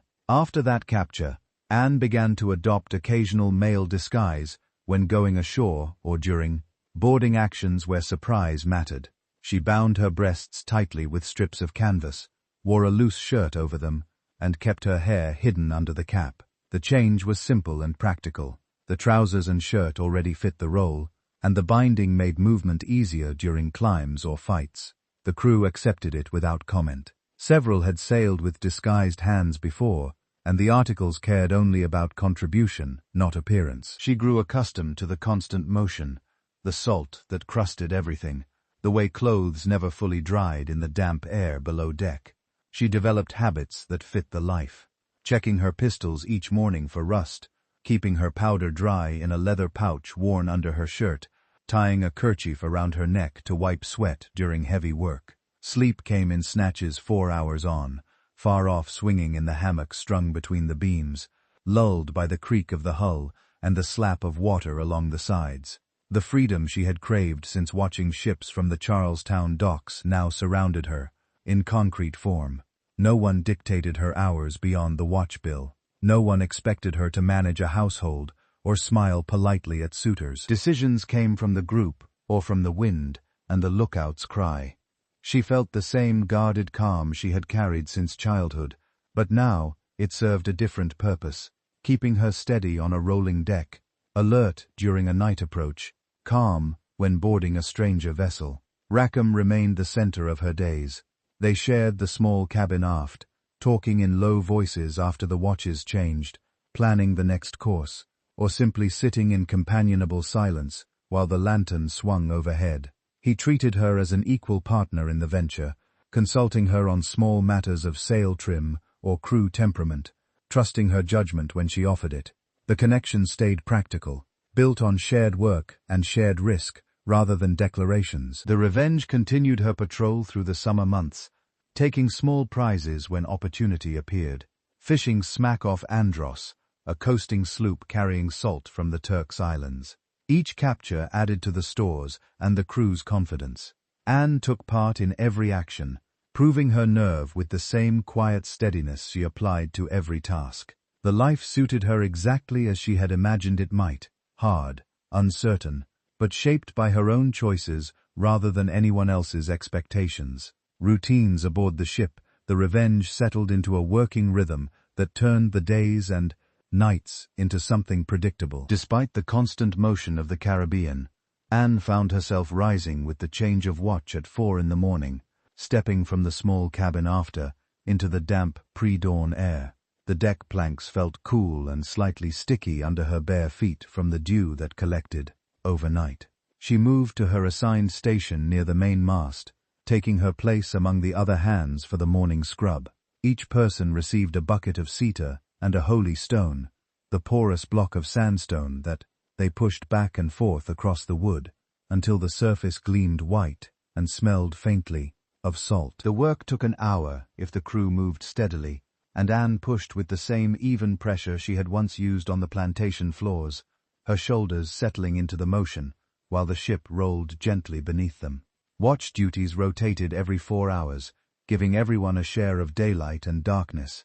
Anne stood at the helm for 1 turn each day, feet braced against the deck, hands on the heavy wheel, while she kept the sloop steady on the compass heading Rackham had ordered. The needle swung in its brass binnacle, and she corrected with small turns, feeling the pressure of wind on the sails through the rudder. During the afternoon watch, she often climbed the ratlines to the foretop, sitting in the lookout's perch, with a spyglass balanced on her knee. From there the sea stretched out in every direction, broken only by distant Cay Islands or the occasional line of clouds building on the horizon.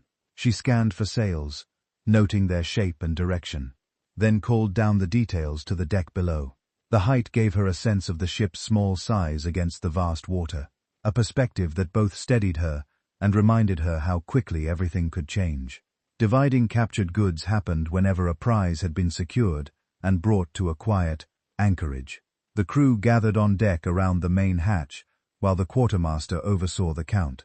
Each item, hogsheads of sugar, barrels of rum, bolts of cloth, small chests of coin, was brought up and listed aloud. The articles of agreement were read again, if anyone needed reminding. The captain received 1.5 shares, the quartermaster the same, every able seaman 1 full share, and the boys or cook half.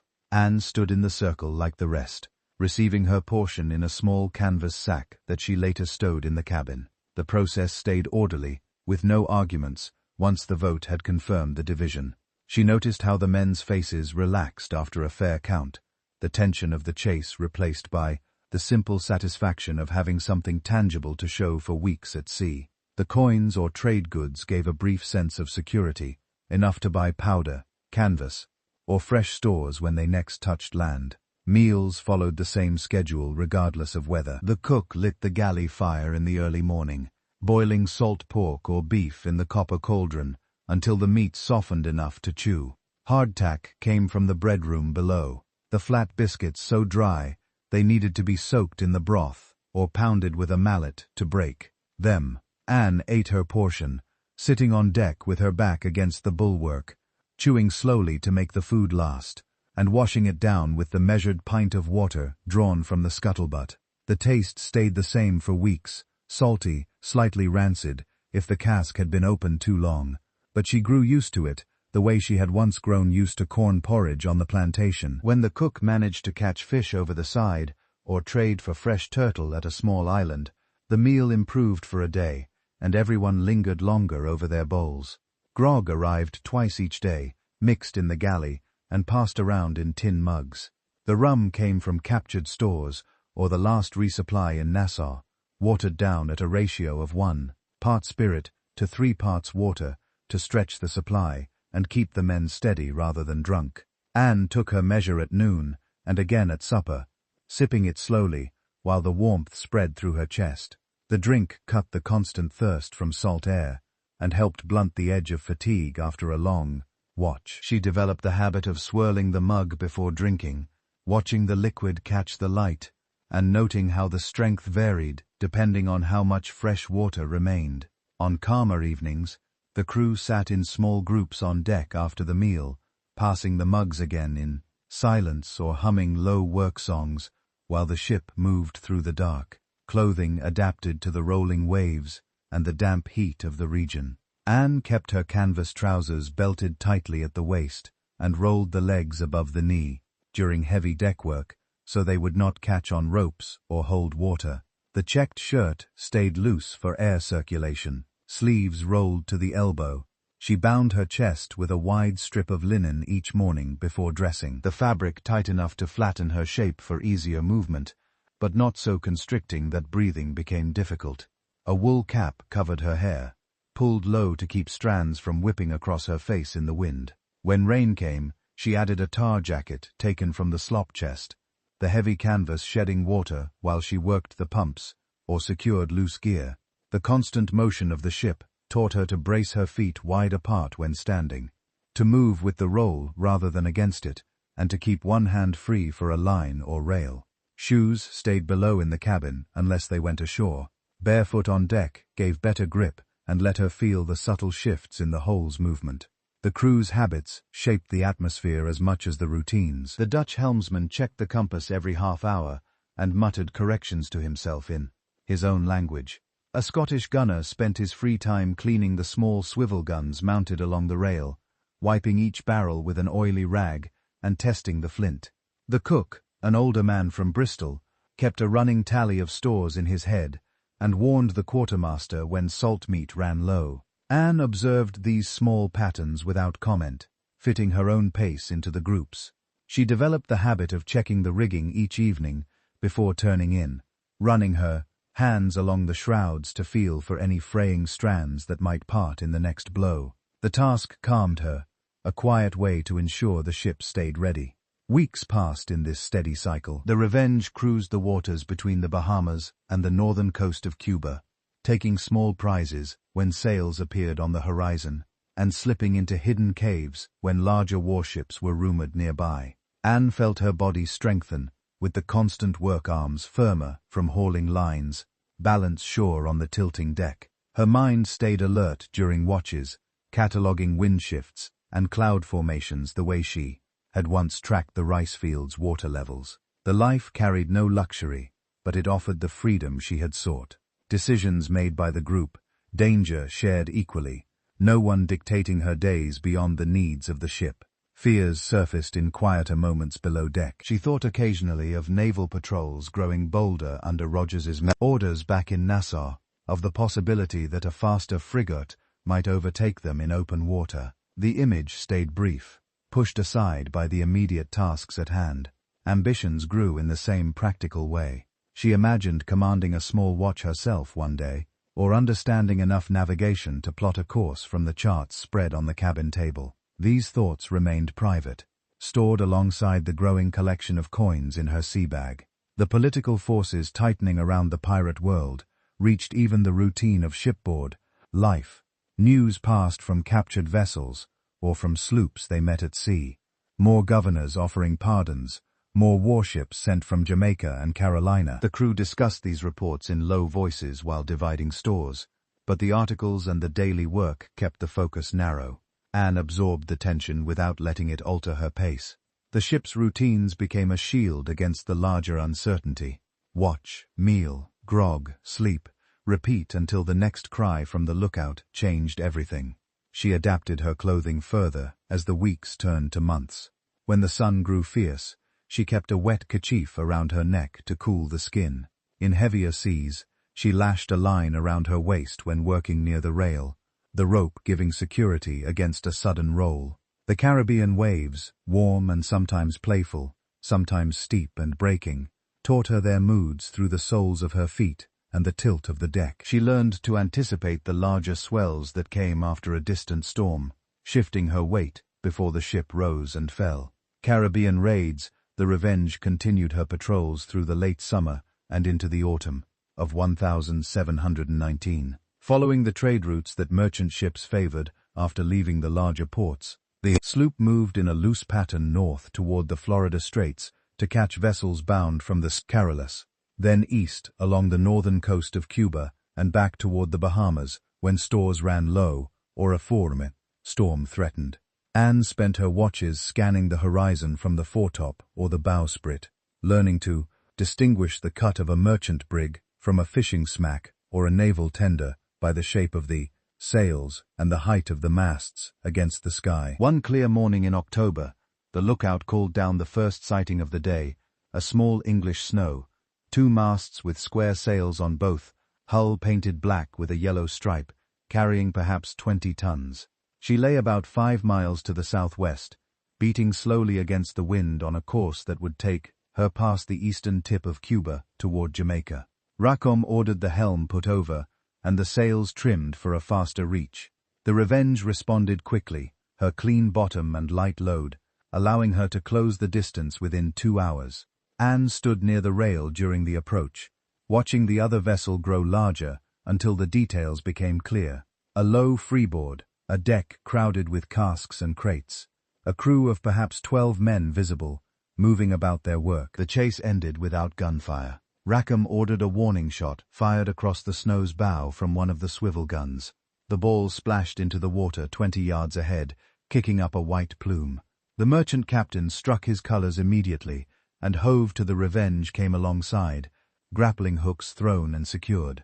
Anne went across with the boarding party of 8, cutlass in hand, and pistols tucked into her belt. The merchant crew stood in a loose line on deck, hands raised, faces showing the resignation of men who knew resistance would only bring worse.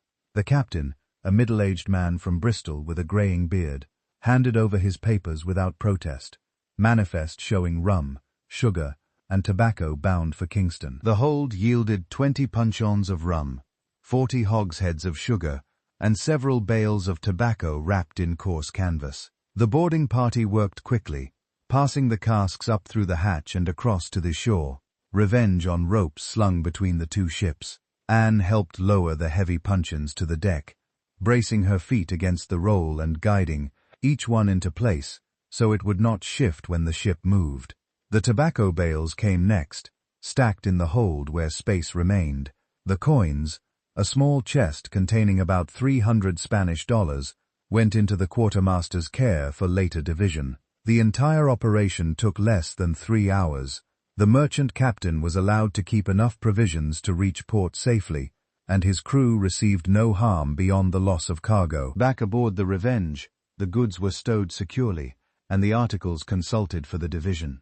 Each full share came to roughly $20 in coin, plus a proportionate amount of rum and sugar that could be traded later. Anne received her portion in the same canvas sack as the others, the weight of the coins solid against her palm. The capture felt routine by now. Approach, signal, board, transfer, depart. No blood spilled, no prolonged fight, just the steady work of taking what the sea routes offered and moving on before any pursuit could organize.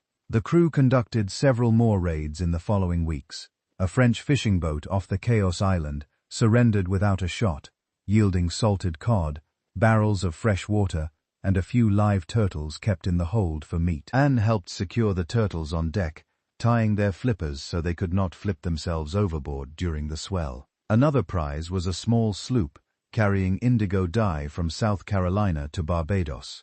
The boarding went smoothly again. The captain, a young man on his first command, who looked more relieved than angry when the colors came down. The indigo cakes, wrapped in leaves and packed in wooden boxes, added color to the whole deep blue blocks that stained the hands of anyone who handled them. Anne wiped the dye from her fingers with seawater and a rag, noting how the color lingered under her nails for days afterward. These actions left visible marks on the surrounding waters. Merchant captains began traveling in small convoys when possible, or hugging the coast to stay within sight of land batteries. The economic chaos from the recent wars lingered in the region. High prices for sugar and rum in Europe drove ships to sea despite the risks, while reduced naval patrols after the Treaty of Utrecht left gaps that sloops like the Revenge could exploit. Anne saw the pattern clearly from her lookout post, the steady flow of trade that refused to stop, the thin line of protection that governments could offer in these distant waters. During one raid near the Windward Passage, the Revenge encountered stiffer resistance. A Dutch flight carrying coffee and logwood from Curaçao attempted to run when spotted. Rackham ordered all sail set and the crew to prepare the guns. Anne helped run out the starboard battery, 4 small carriage guns, and load them with round shot. The fluid proved slow and heavy, The Revenge closed within pistol range inside an hour. A single broadside from the sloop carried away part of the fluids, rigging, and splintered the rail. The Dutch captain struck soon after. The boarding party found the crew shaken but unhurt, the hold full of coffee beans, in burlap sacks, and logwood logs stacked tightly. Anne carried several sacks to the deck, the beans shifting under the coarse fabric with a dry rustle. The capture added to the stores, but the brief exchange of fire left a reminder that not every prize would surrender quietly. The crew adapted their tactics accordingly. They preferred night approaches when possible, using the cover of darkness to close without being seen until the last moment, and took part in these stealthier runs, standing silent at the rail while the ship ghosted forward under reduced sail. She learned to read the faint phosphorescence in the wake, to listen for the creak of another vessel's blocks, or the murmur of voices carried on the wind. When the moment came to board, she moved across the gap with the others, stepping lightly onto the enemy deck and securing lines to keep the ships together. The raids brought not just goods, but information.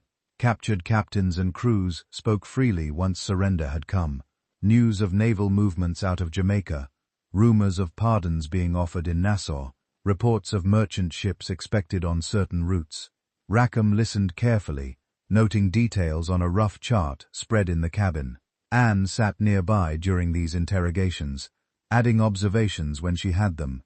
The look of a distant sail earlier that week, the direction of the wind that might push a convoy off course. Her contributions stayed practical and brief, but they helped shape the next course. Daily life between actions remained the same, steady round. Anne continued her turns at the helm, the lookout, the deck scrub. She kept her pistols dry and loaded, her cutlass sharpened with a wet stone passed among the crew. The Caribbean sun owned her skin further, the salt air roughened her hands, and the constant motion strengthened her balance until she no longer needed to think about bracing against the roll. Fears of capture or storm stayed present, but distant, pushed aside by the immediate demands of the ship. The raids accumulated small wealth and larger experience. Each capture taught something new, how a certain hull handled when laden, which captains fought and which surrendered, the value of different cargoes in Nassau's markets. Anne absorbed these lessons as naturally as she had once learned to manage the rice fields. The economic disruption left by years of European war continued to feed the cycle. High demand in the colonies and Europe kept ships sailing. Thin naval presence kept them vulnerable. The Revenge moved through this space with the same quiet efficiency she applied to every task, taking what the sea offered and leaving the rest untouched. The pattern of approach, boarding, transfer, and departure became as familiar as breathing. Anne felt the life settle around her completely now. The creak of the hull at night, the taste of grog at noon, the weight of coin in her sack after a fair division.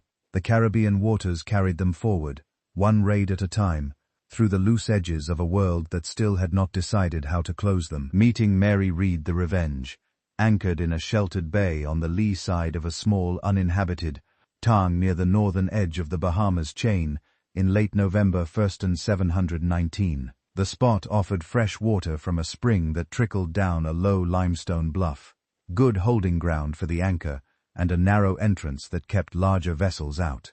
The crew had come here to kerrin the sloop after weeks of steady sailing, had fouled the bottom with weed and barnacles. They ran the ship ground on the rising tide, heeled her over with tackles, and ballast shifted to one side, then scraped the exposed hull clean with broad-bladed tools, and coated it with a fresh layer of tallow mixed with sulfur to discourage marine growth. While the work proceeded, Anne walked the short stretch of beach each morning to gather driftwood for the cook fire. The sand felt warm underfoot, even before the sun rose high, and the water lapped clear and shallow over patches of white coral. On the third day, she noticed another small vessel already at anchor. Farther along the bay, a single-masted sloop of similar size to the Revenge, her hull painted a faded green, with no name visible on the stern. A handful of men moved about her deck, and a thin column of smoke rose from a fire on the shore nearby. Rackham sent a boat across in the afternoon to make contact. The other captain came back with them, a short, wiry man named James, who spoke with a slight West Country accent and carried himself with the same cautious confidence as most men in these waters. He reported that his crew had taken a prize off the Chaos a fortnight earlier and were now repairing minor damage before heading south toward the Windward Passage. The two captains spoke on the beach for an hour, comparing notes on recent sightings and the increasing presence of naval patrols out of Jamaica. When the conversation turned to crew matters, James mentioned that one of his hands had been injured during the last boarding and was recovering in the shade of a makeshift tent ashore. Anne volunteered to carry fresh water and a small portion of the Revenge's remaining salt pork to the injured man. She rowed across in the dinghy with one other crewman, landed on the beach, and followed a faint path through low scrub to the tent. Inside lay a figure on a pallet of sailcloth stretched over crosses. The person wore loose trousers and a checked shirt like the rest of the crew, hair cropped short under a cap pulled low. When Anne set down the bucket and the wrapped meat, the figure sat up slowly, revealing a face that showed clear signs of recent pain, pale skin, a bandage wrapped around the upper left arm, where a cutlass slash had gone deep enough to require stitches. The injured sailor thanked her in a low, steady voice, and introduced himself as Mark Reed. Anne noticed the careful way the person moved, the slight wounds when shifting weight, and the direct gaze that met hers without flinching. They spoke briefly about the wound, how it had come during a scuffle on the deck of the prize, how the bleeding had stopped after pressure and rum-soaked cloth, how the stitches held but pulled with every movement. Anne offered to change the dressing if needed. Mark accepted, and she set about cleaning the cut with boiled water from the bucket and rewrapping it with a strip of clean linen she carried in her pocket. Over the next 2 days, while both ships remained careened, Anne returned several times with more water, a bit of hardack, and once a small flask of rum from the Revenge's stores. Each visit brought a few more words exchanged. Mark spoke of sailing out of Jamaica several years earlier, of serving on merchant vessels before joining the sloop, of the practical reasons for keeping to the articles and avoiding captains who drank too much or fought among themselves. The voice stayed quiet but clear, the stories told without embellishment. Anne listened and offered her own brief accounts, the crossing from Carolina, the time in Nassau, the routines aboard the Revenge. She did not press for details, and Mark did not offer more than necessary. On the second afternoon, Anne noticed small details that did not quite align with the usual patterns of a male sailor. The way the shirt hung across the chest, the slight curve of the hip when Mark shifted to sit upright, the careful way the person avoided unnecessary movement that might strain the binding beneath the clothes. Anne said nothing at first, only continued the conversation as before. Later that evening, alone in the cabin with Rackham, she mentioned her suspicion in low tones. Rackham listened, nodded once, and said he had noticed the same things, but saw no reason to interfere as long as the articles were followed and the work done. The next morning, Anne walked the beach again and found Mark sitting on a low rock near the water's edge. Watching the tide creep in, she sat beside the rock at a comfortable distance and asked directly, without preamble, whether Mark had ever sailed under another name. The question hung in the air for a moment. Mark looked out across the bay, then turned back with a small rear smile. The answer came plainly. The name had been Mary Reed once. Born in England to a widow who raised her as a boy, to secure a small pension meant for a son. The disguise had continued through service in the army and Flanders, then aboard ships, then into the Caribbean. Mary had kept the male name and appearance because it opened doors that stayed closed to women, better pay, the right to bear arms, the freedom to move without constant scrutiny. Anne absorbed the information without surprise. She had already guessed the truth from the small signs, and the way Mary carried herself with the same guarded competence she recognized in herself. Mary spoke of the practical advantages. No need to explain a woman's presence on a ship. No special treatment that might breed resentment. The ability to fight and work on equal terms. She had joined James's crew after a brief stint in Port Royal, drawn by the promise of quicker shares and fewer questions. The wound had come when she defended her place during a boarding. She had held the line until the prize struck. The two women talked more openly after that. They shared details of their paths without sentiment or drama. Mary described the army camps in the Low Countries, the rough discipline of soldiering, the way she had learned to handle a musket and a sword alongside men who never suspected. Anne spoke of the Carolina plantation, the Disownment, the pull of the docks that had led her to Nassau and then to the Revenge. They compared notes on practical matters, how to keep bindings dry in salt air, which knots held best when climbing rigging in a hurry, how to sharpen a cutlass so the edge bit cleanly, without dulling too fast. The conversation stayed grounded in the daily realities of the life they both lived. When the ships prepared to refloat and sail again, Mary asked if she might join the Revenge. Her own sloop had lost 2 men to fever, and another to a dispute that ended in a knife fight. The captain had agreed to let her transfer if her berth opened. Rackham consulted the crew in the usual way, a show of hands after a brief discussion of her skills and the articles. The vote passed without objection. Mary came aboard with her sea bag and her weapons, taking a hammock slung near the foreast, where the air moved freely. Aboard the Revenge, the two women developed a close, quiet bond, built on mutual understanding. They stood watch together when schedules allowed, sharing the foretop or the helm in companionable silence, broken only by necessary calls about wind or sail trim. They exchanged practical knowledge. Mary showed Anne a better way to tie a Spanish bowline that held under strain. Anne demonstrated how she kept powder dry by wrapping the horn in oiled cloth. They worked side by side during deck scrubs or sail repairs, moving in rhythm without needing to speak. The crew treated them both as full hands, no special deference, no extra tasks because the articles demanded it and their work earned it. The presence of two women aboard changed nothing in the formal order of the ship, yet it created a small space of shared experience amid the all-male company. They spoke in low tones during night watches about the limits of disguise, the moments when the binding chafed or the cap slipped, the relief of dropping the pretense in private moments below deck. Neither sought to change the other's path. They simply recognized the same choices in different forms. Mary's steady nerve during boarding actions matched Anne's own, and together they formed a reliable pair. When the cry came to prepare for another prize, the meeting with Mary Reed brought a new layer to the life Anne had chosen. It confirmed that the path she walked had been traveled before by someone who had made the same calculations and reached the same conclusions.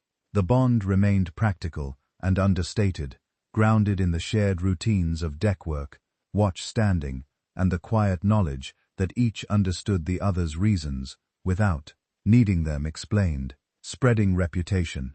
The Revenge returned to Nassau in early December 1719 with a hold full of recent captures: rum from the English snow, coffee, and logwood from the Dutch fluid, indigo cakes that still stained the deck planks blue in places. The crew anchored in the familiar harbor, the water crowded with other sloops that had spent the season cruising the same routes. Word of their arrivals spread quickly through the settlement. Men from other crews came aboard to hear the details, asking about the size of the prizes, the resistance offered, the shares each hand had received. Anne and Mary stayed on deck during these visits, coiling line or checking the rigging, while the conversations flowed around them. The stories began to circulate beyond the immediate circle. Sailors who had shared grog with the Revengers, men carried the accounts to other taverns. A quartermaster from a larger brig told how two women had stood in the boarding party, without hesitation, cutlasses drawn and pistols ready, moving across the deck of the prize as steadily as any man. Another hand described Anne's calm handling of the swivel gun during the brief exchange with the Dutch flight, the way she aimed and fired without rushing the shot. Mary's reputation grew from the same sources, the quiet resolve she showed when the wound in her arm had barely healed, the way she kept her place in the line during boarding actions, even while the stitches pulled. These accounts spread through Nassau's loose network of taverns and beaches. Men repeated them over mugs of rum or while mending sails on the sand. The details grew slightly in the retelling. Anne's pistol shots became more precise, Mary's swordwork more decisive, but the core remained accurate. Two women living and fighting under the articles, taking full shares, contributing without seeking special treatment. The stories reached the fort, where Governor Rogers's officers listened and made notes. They traveled south to Jamaica on merchant vessels that stopped in Nassau for water, carried by captains who had heard the talk and passed it along in Port Royal taverns. Anne noticed the change in how people looked at her when she walked the paths between the shacks. Eyes followed her longer than before, some with curiosity, others with a mix of respect and weariness. She kept her routine the same, buying fresh conch from the women who sold it near the well, collecting her laundry payments, checking the garden patch behind the shack she now shared with Rackham. The attention did not alter her pace, but she felt it like a current running beneath the surface of daily life.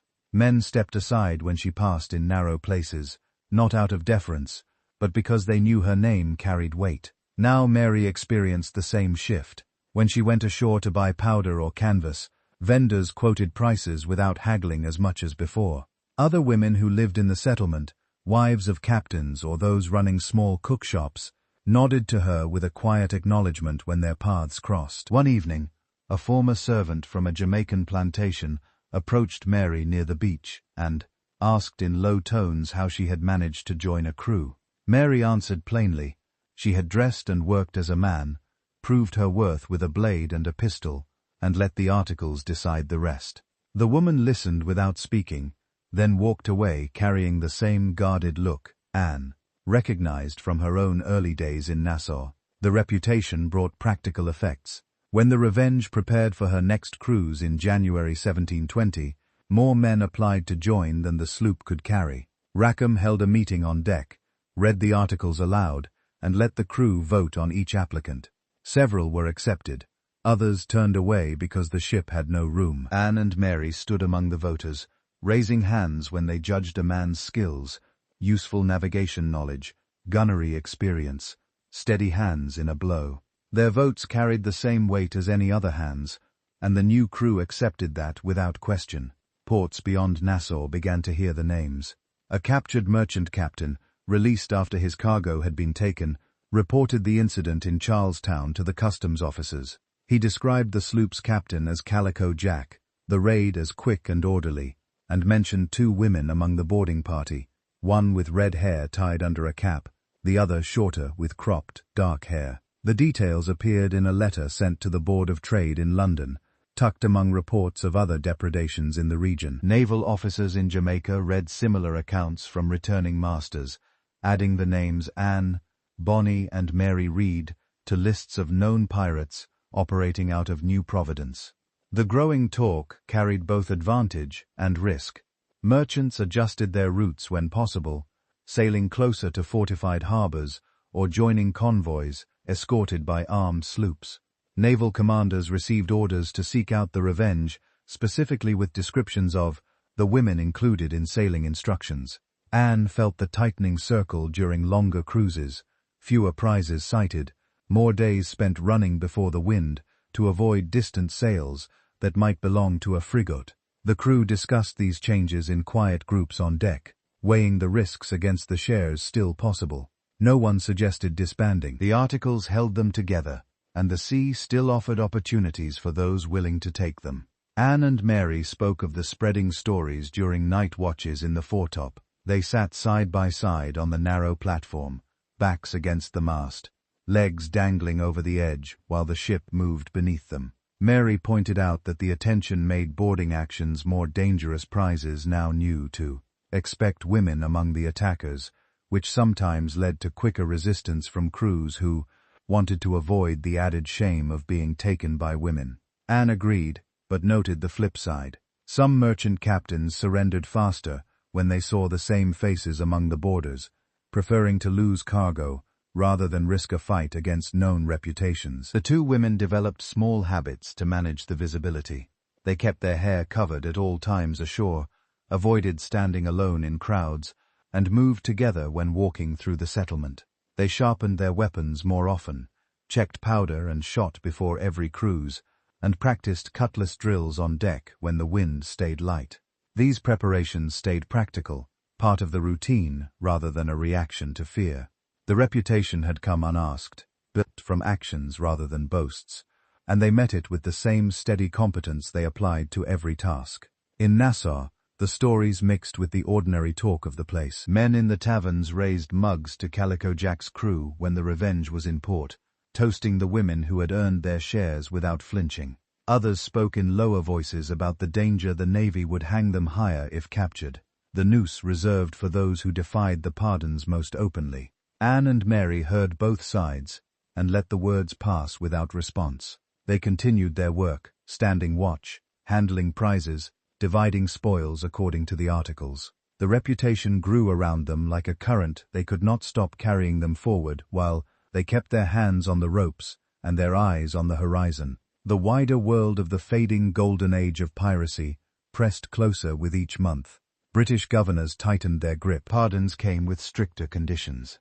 Warships patrolled the passages more frequently, yet the stories of Anne and Mary spread through the loose network of sailors and merchants, creating a quiet legend that both protected and endangered the small band. The women carried the weight of it without complaint, proving their nerve in every action, refusing to back down when the moment required resolve. The reputation had become part of the life they had chosen, useful in some ways, hazardous in others, but always met with the same calm determination that had brought them this far. Pirate society and forces. The wider currents of the pirate world moved around the Revenge like the trade winds that pushed her from one quay to the next. By early 1720, the settlement at Nassau had lost some of its earlier openness. Governor Rogers had rebuilt parts of the stone fort overlooking the harbor, posting armed guards at the main gate and sending small patrols through the sandy paths each evening. The tavern still filled at night, but the conversations carried a new caution. Men who had once boasted openly about their last prize now spoke in lower voices or stepped outside to finish their sentences. Anne and Mary noticed the shift when they went ashore for stores. Fewer new faces among the crews, more familiar ones who had accepted pardons and now worked on legitimate trading sloops. The loose alliances that held the pirate groups together operated on simple agreements rather than formal treaties. Crews from different slopes met at hidden anchorages to share intelligence about merchant routes or naval movements. Rackham's men sometimes joined forces with another captain for a larger raid, combining firepower for a few days before separating again to avoid drawing too much attention. Anne took part in one such meeting off Andros Island in February, where the Revenge lay alongside a brig from Jamaica. The two captains consulted on deck while the crews swapped rum and tobacco. The discussion stayed practical: which passage the next sugar fleet would likely use, how many guns each ship carried, the exact division of any joint prize. No signatures were required. A handshake and a shared mug of grog sealed the arrangement. The alliance lasted only until the target was taken. Then each vessel went its own way. Mary observed these meetings with the same quiet attention she gave to everything. She pointed out to Anne that the alliances worked because every man understood the articles applied only to his own ship. No single leader controlled the whole group, and that absence of central command kept the Navy guessing. The two women sat on the rail during these gatherings, listening to the captain's plans, and noting which crews seemed steady and which carried too many hotheads. The pattern reminded Anne of the way planters in Carolina had formed temporary partnerships for a harvest or a road repair. Except here, the stakes involved powder and steel instead of rice and timber. The lingering influence of the old Nassau Republic still shaped daily choices. Years earlier, when the island had operated almost as its own small state, crews had voted on every major decision and shared the harbor as common ground. That spirit remained in the way men still gathered to settle disputes by majority vote, rather than by the captain's word alone. Anne saw it in action one afternoon, when two crews argued over a disputed water cask on the beach. Instead of fighting, they called a quick meeting under a palm tree, heard both sides, and decided the shares by show of hands. The decision stood without further complaint. The habit had survived Rogers's efforts to impose order, because it suited the men who had chosen this life precisely to escape stricter hierarchies. Daily routines in Nassau reflected the same loose structure. Anne and Mary continued their laundry work for extra coin when the Revenge was in port, but they now washed shirts for several different crews rather than one.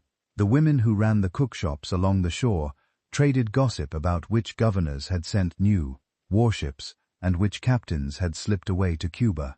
Food remained whatever the sea and the small gardens provided. Conch stew thickened with cassava, fresh fish grilled over driftwood, occasional shipments of corn from passing traders. Clothing stayed practical trousers and shirts patched until the fabric gave way, then replaced from captured stores. The settlement had no formal church services or courts. Disputes went to the crews themselves, and illness was treated with rum rest and whatever herbs the older hands remembered from their earlier lives. The tightening grip of British authority pressed from multiple directions at once. Rogers sent regular reports back to London detailing the names of active captains and the sloops they commanded. Naval commanders in Jamaica received orders to cruise the Windward Passage more frequently, and small frigates began appearing on the horizon during the Revenge's patrols. Anne felt the change in the air during longer cruises, fewer merchant sails in open water, more cautious approaches to any prize. The crew discussed the situation in quiet groups, while dividing stores or standing watch. They understood that the pardons offered earlier had come with a deadline, and those who refused them now faced higher risks. Rackham kept the articles posted on the mast, and reminded everyone that the company could vote to accept a pardon at any time, but the vote had to be unanimous. No one raised the question seriously. The shares still came regularly enough to keep the men committed.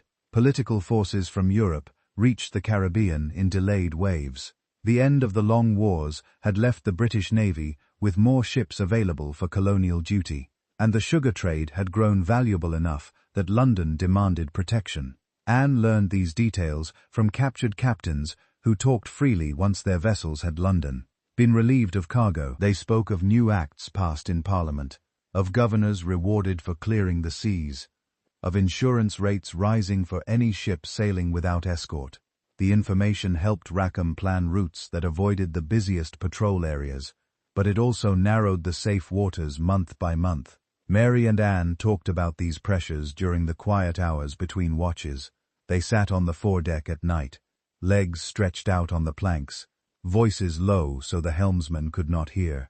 Mary described how the same tightening had happened in European waters years earlier, when governments had finally turned their full attention to the privateers who had served them during wartime. Anne compared it to the way Carolina planters had slowly pushed out smaller farmers once the trade became profitable. Both women understood that the loose pirate society could not last indefinitely.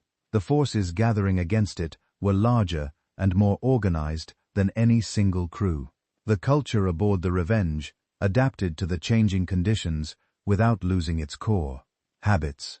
The men still sang the same work songs when hauling anchor or reefing sail, still divided grog by the same measure, still settled minor quarrels with a quick vote. Anne and Mary maintained their steady places in the rotation, helm, lookout, deckwork, boarding parties. They kept their weapons ready and their bindings secure, but they no longer needed to discuss the small adjustments. Each knew the other's routines as well as her own. The ship itself felt familiar now. The creak of specific timbers, the way the bow rose to certain swells, the exact pitch of Rackham's voice when he called for sail changes. Loose alliances continued to form and dissolve as needed. One week, the Revenge sailed in company with 2 other sloops to approach a convoy rumored off Hispaniola. The next week, they separated again, when naval sails appeared on the horizon. The partnership stayed temporary and practical, built on shared risk rather than loyalty. Anne voted with the others on whether to join each new group, weighing the extra guns against the extra mouths to feed. The decisions remained collective, a small echo of the old Nassau Republic that had once governed the entire harbor. The tightening grip showed in smaller daily signs. Rogers posted new notices in Nassau, offering rewards for information on specific captains, including Rackham. Men who had once drunk openly now carried their mugs inside shuttered rooms. Anne and Mary moved through the settlement with extra care, never lingering in one place too long. Yet the life continued. Watches stood, prizes taken when opportunity allowed, shares divided.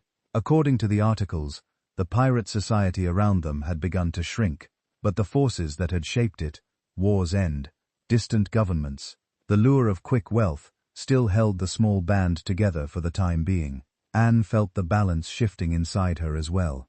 The reputation that had spread earlier now mixed with the knowledge that the world outside was closing in. She kept her habits unchanged, checking powder, standing her watch, sharing quiet words with Mary. But she stored the larger picture in the same steady way she stored coins in her sea bag. The loose alliances, the lingering spirit of the Republic, and the governor's determined reach formed the background against which every day played out. The Revenge moved through these forces like any other sloop, taking what the sea offered, while the larger order slowly tightened around the entire region. Mounting pressures, the spring of 1720 brought a sharper edge to every day aboard the Revenge. Naval patrols out of Jamaica had doubled since the turn of the year, and the crew felt the change in the reduced number of merchant sails crossing their paths. Rackham adjusted the sloop's course more frequently, swinging north toward the Florida Straits one week and east along the Cuban coast the next, always keeping the low KS in sight as possible hiding places.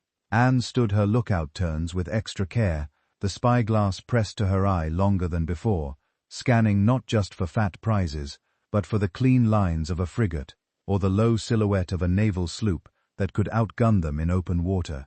The strain showed first in the stores.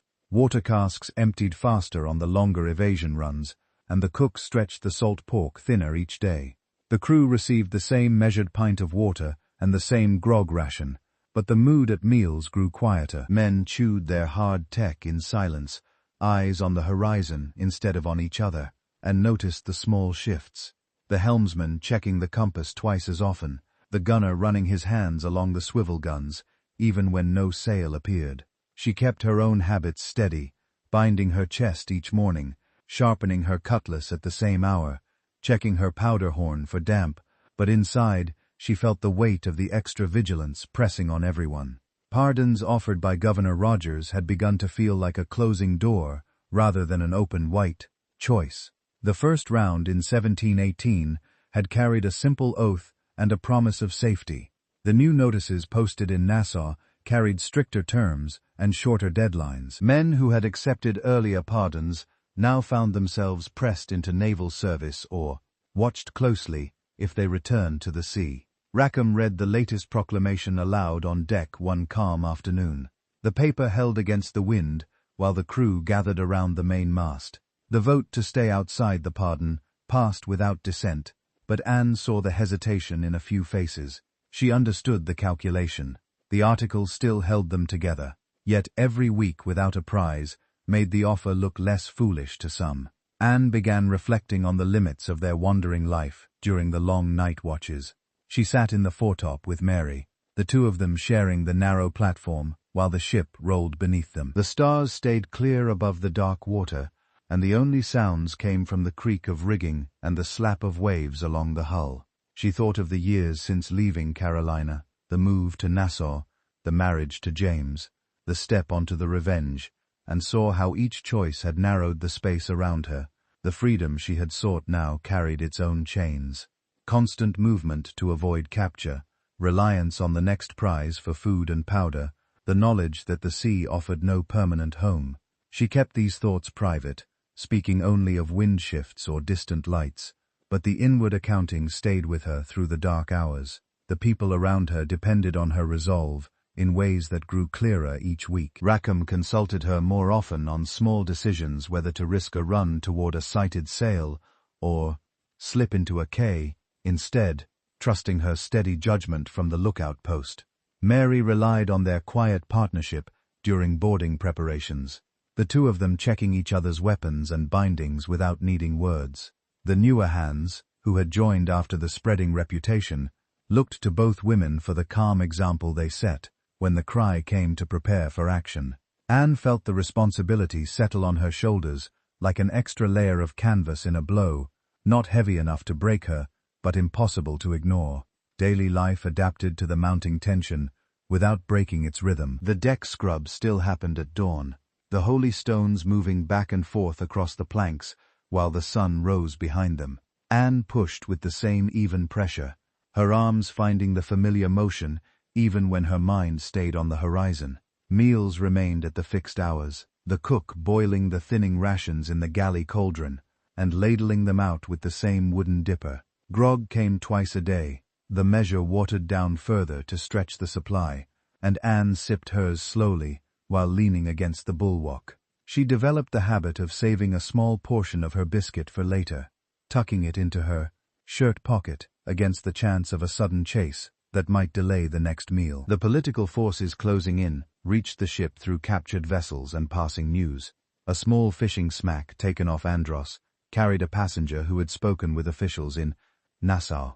Rogers had sent fresh requests to London for more warships, and the governors of Carolina and Jamaica had agreed to share intelligence on pirate movements. The passenger repeated the details under quiet questioning in the cabin, his voice steady because no harm had come to him or his boat.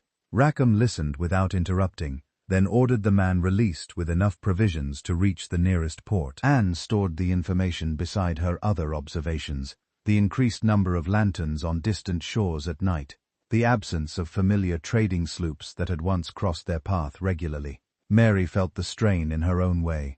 During the afternoon watches, she sometimes spoke of the army days in Flanders, how the same tightening pressure had come before battles, when supply lines shortened and orders grew stricter. She compared it to the way the pirate world now shrank week by week, the safe anchorages fewer, the routes narrower. Anne listened and nodded, then returned to scanning the sea.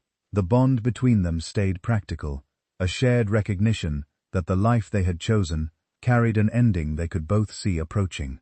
The crew began to show small signs of fatigue. One man asked, during a division of stores, whether they might consider a short run to Cuba to sell what they had and rest. The question brought a quick vote, and the majority decided to stay at sea. Anne raised her hand with the rest, but she understood the undercurrent. The wandering had started to wear on them all. She reflected again on the limits she felt inside the absence of any fixed place to return to, the constant calculation of risk against reward, the way the people around her now looked to her for the same steadiness she had once drawn from the routines of the plantation.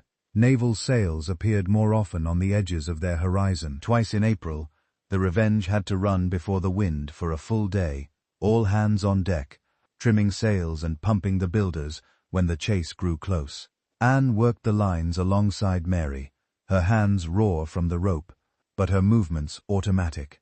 The ship responded well, slipping into a shallow channel between two quays where the larger vessel could not follow. They lay there for 2 days, anchor down, sails furled, the crew speaking in whispers while they waited for the patrol to pass. The experience left a quiet tension that lingered, even after they sailed again. Anne kept her inner reflections separate from the daily work. She continued to stand her watches, divide the small spoils according to the articles, and maintain her weapons with the same care. Yet the wandering life now felt bounded in ways it had not before. The sea still stretched outward, but the safe space within it had begun to shrink. The people who depended on her, Rackham with his light command, Mary with her steady partnership, the crew with their shared articles, reminded her daily that resolve alone might not hold against the forces gathering beyond the horizon. The pressures mounted steadily through the early summer. Stores grew leaner, patrols grew bolder, and the pardons that had once seemed optional now carried the weight of a final choice. Anne met each day with the same calm she had carried since childhood, but inside, she measured the limits of the path they had taken, and the quiet dependence that had grown around her. The Revenge moved forward under reduced sail, evading what it could, and taking what small prizes still appeared, while the larger order of the Caribbean tightened its grip 1 week at a time. The capture, the summer of 1720, turned into autumn without any easing of the pressures that had built around the Revenge.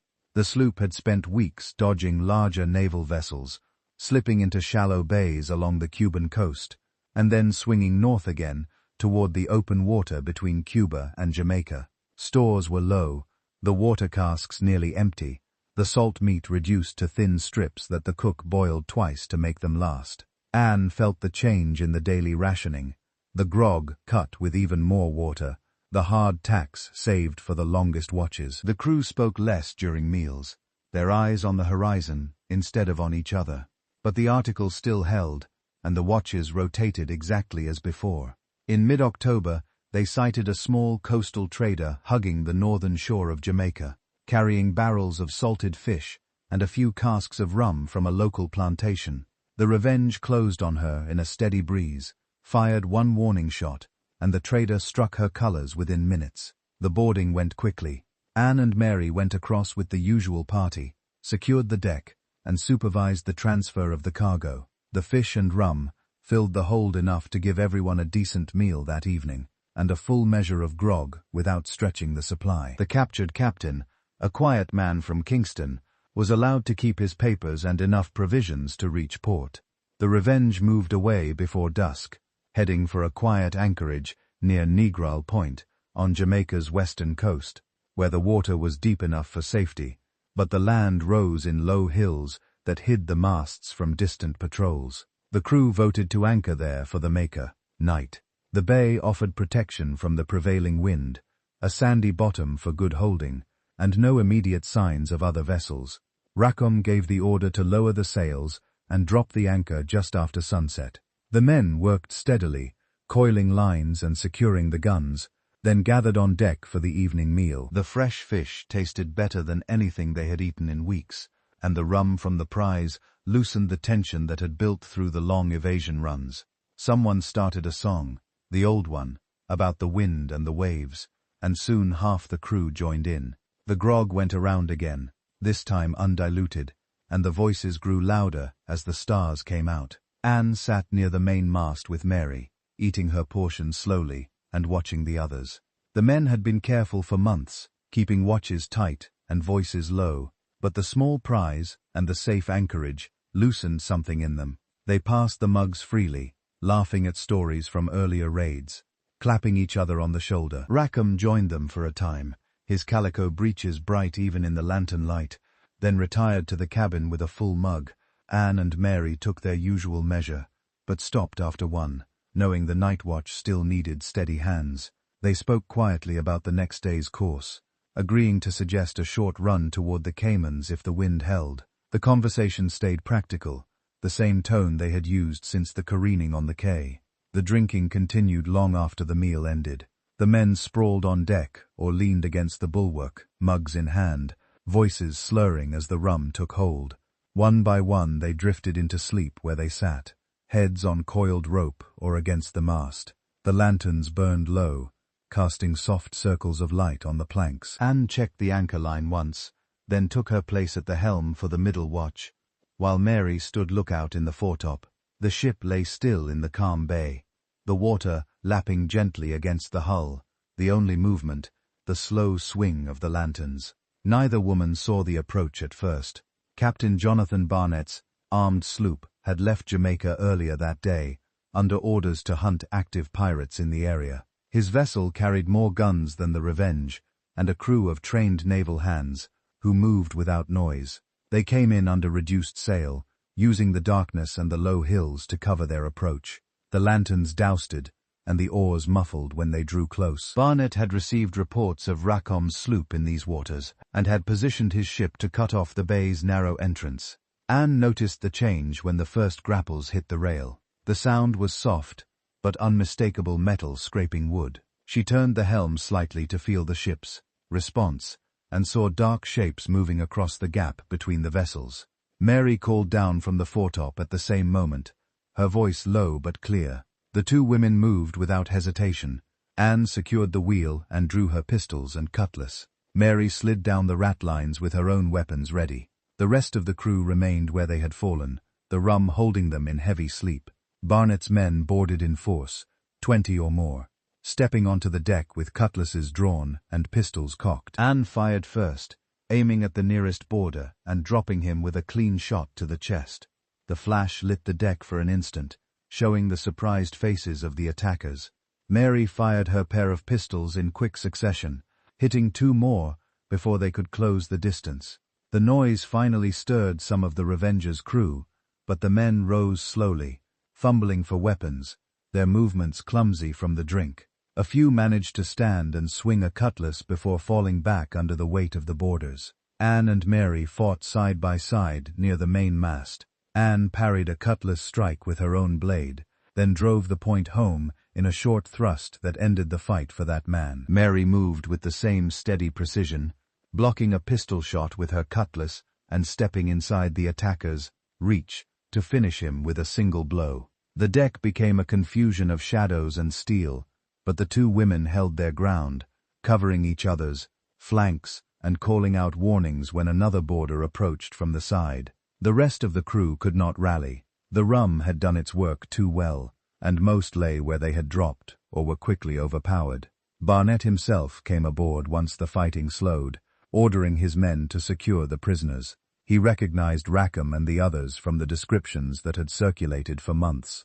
Anne and Mary continued to resist, even as the numbers against them grew. Anne swung her cutlass in a wide arc that kept 3 men at bay until one landed a glancing blow to her arm. Mary fired her last loaded pistol and then used the empty weapon as a club to knock another boarder back. Their stand lasted longer than any of the men's, long enough for Barnett to pause and watch with a mixture of surprise and respect.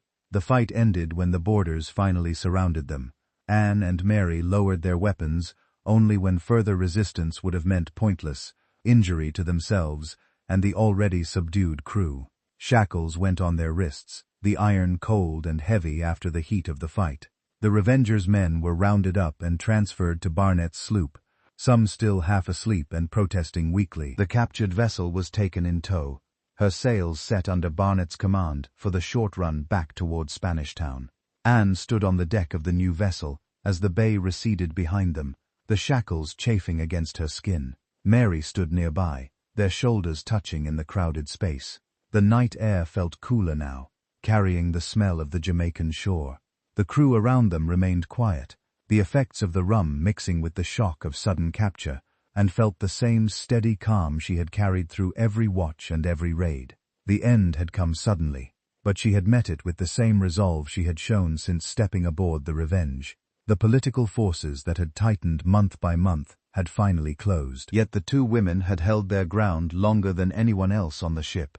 The short voyage to port passed in silence, broken only by the creak of the hull and the orders from Barnett's officers. Anne and Mary sat together on the deck, wrists bound, watching the dark coast slide past.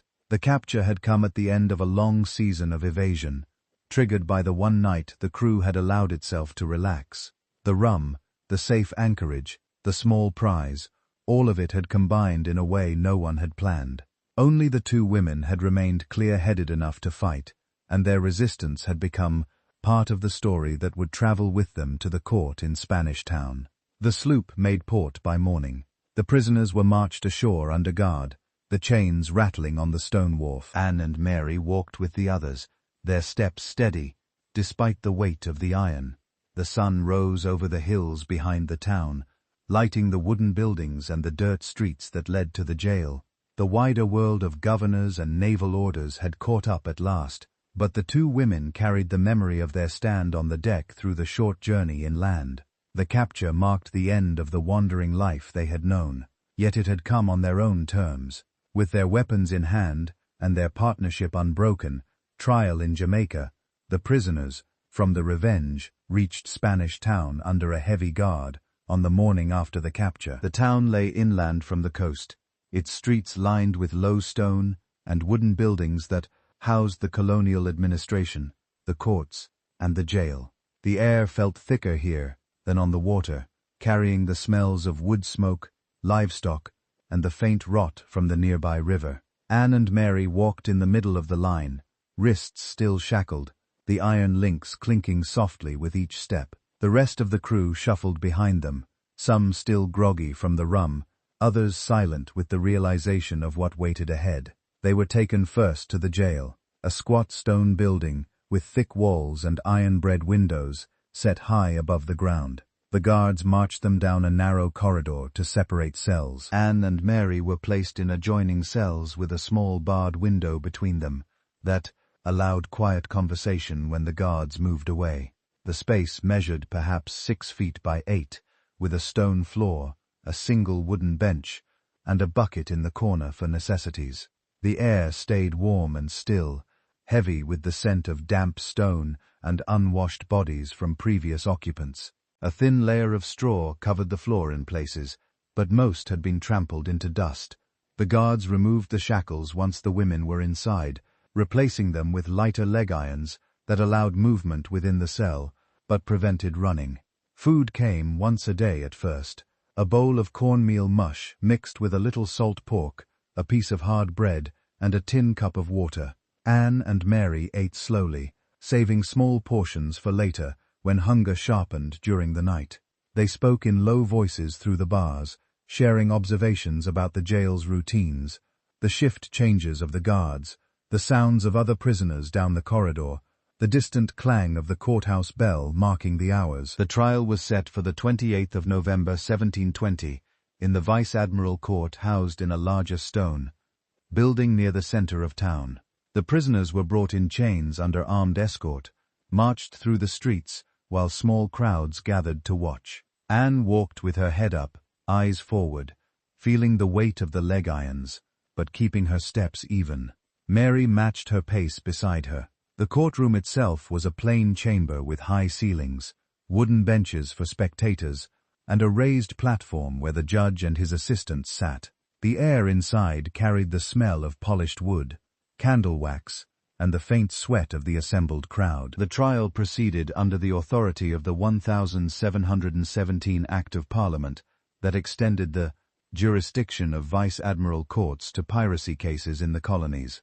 The judge, a colonial official appointed for the purpose, read the charges aloud that John Rackham, Anne Bonny, Mary Read, and the others had on diverses days and times between August and October of 1720 committed acts of piracy and felony upon the high seas, contrary to the laws of the realm. The evidence came from Captain Barrett's testimony, from the captured papers and cargo found aboard the Revenge, and from the confessions of several crew members who had turned King's evidence in exchange for leniency.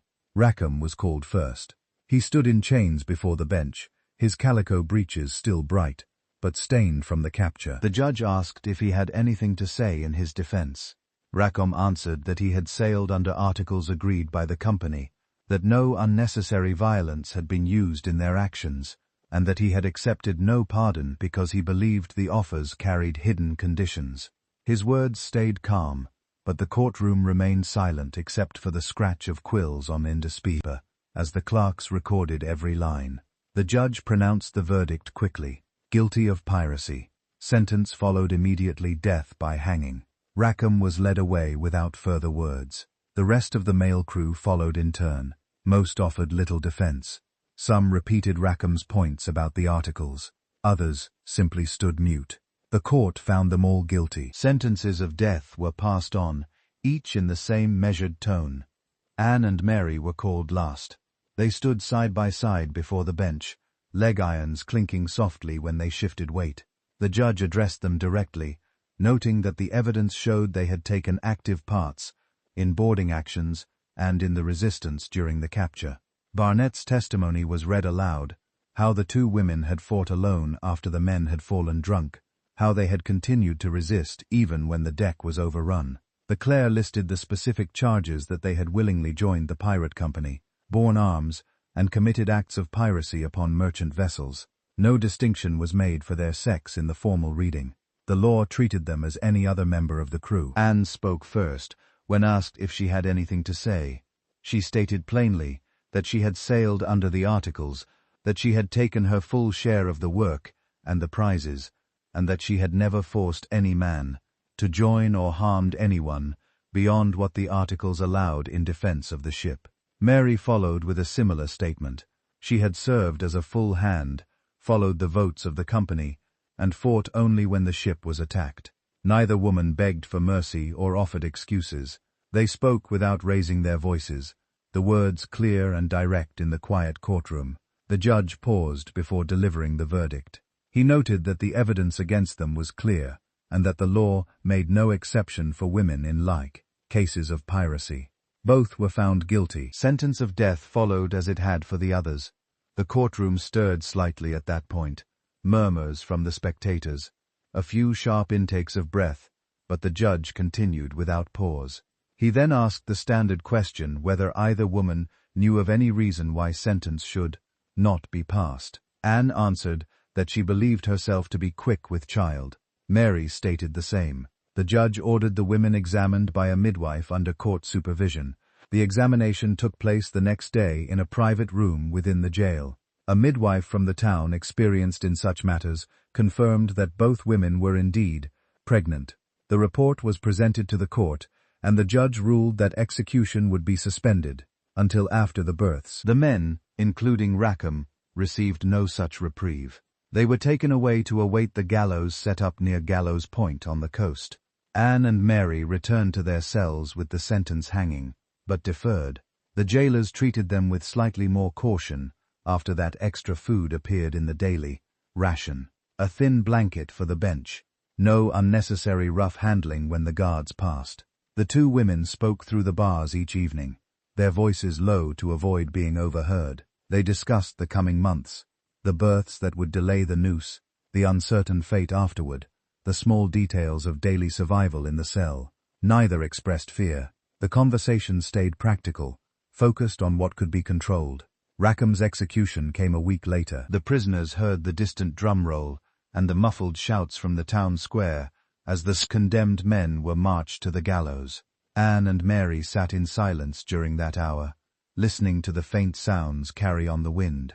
When the bells told the end, they exchanged a brief look through the bars and returned to the small routines of the cell, pacing the limited space, folding the blanket, saving portions of bread for later. The pregnancies progressed slowly in the confined conditions. The jail provided extra cornmeal and occasional fresh fruit when the market supplied it. Anne felt the first movements in early December, small flutters that she noted quietly during the night. Mary experienced the same a few weeks later. They shared the details in low voices, comparing sensations and timing without drama. The midwife visited once a month, checking progress and bringing small comforts. A clean cloth for washing, a bit of soap when it could be spared. The jail routine remained steady. Guards changed shifts at dawn and dusk. Food arrived at midday. The bucket was emptied each morning. Anne and Mary kept their cells as clean as possible, sweeping the straw into corners, wiping the bench with a damp rag. They exercised within the limits of the space, slow walks back and forth, arm stretches to maintain strength. The leg iron stayed on, the chain just long enough to allow movement, but short enough to remind them of their status.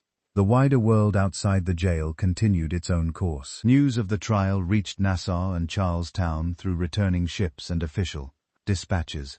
The stories grew in the telling.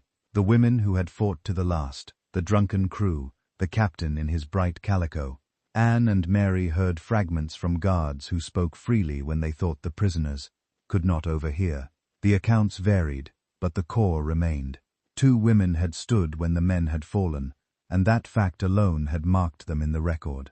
The suspended sentences gave them time, but no certainty. The births would come, and then the court would decide again. Anne and Mary prepared as best they could in the small space, counting the days, noting changes in their bodies, maintaining the same steady calm that had carried them through every watch and every raid. The cell walls stayed close.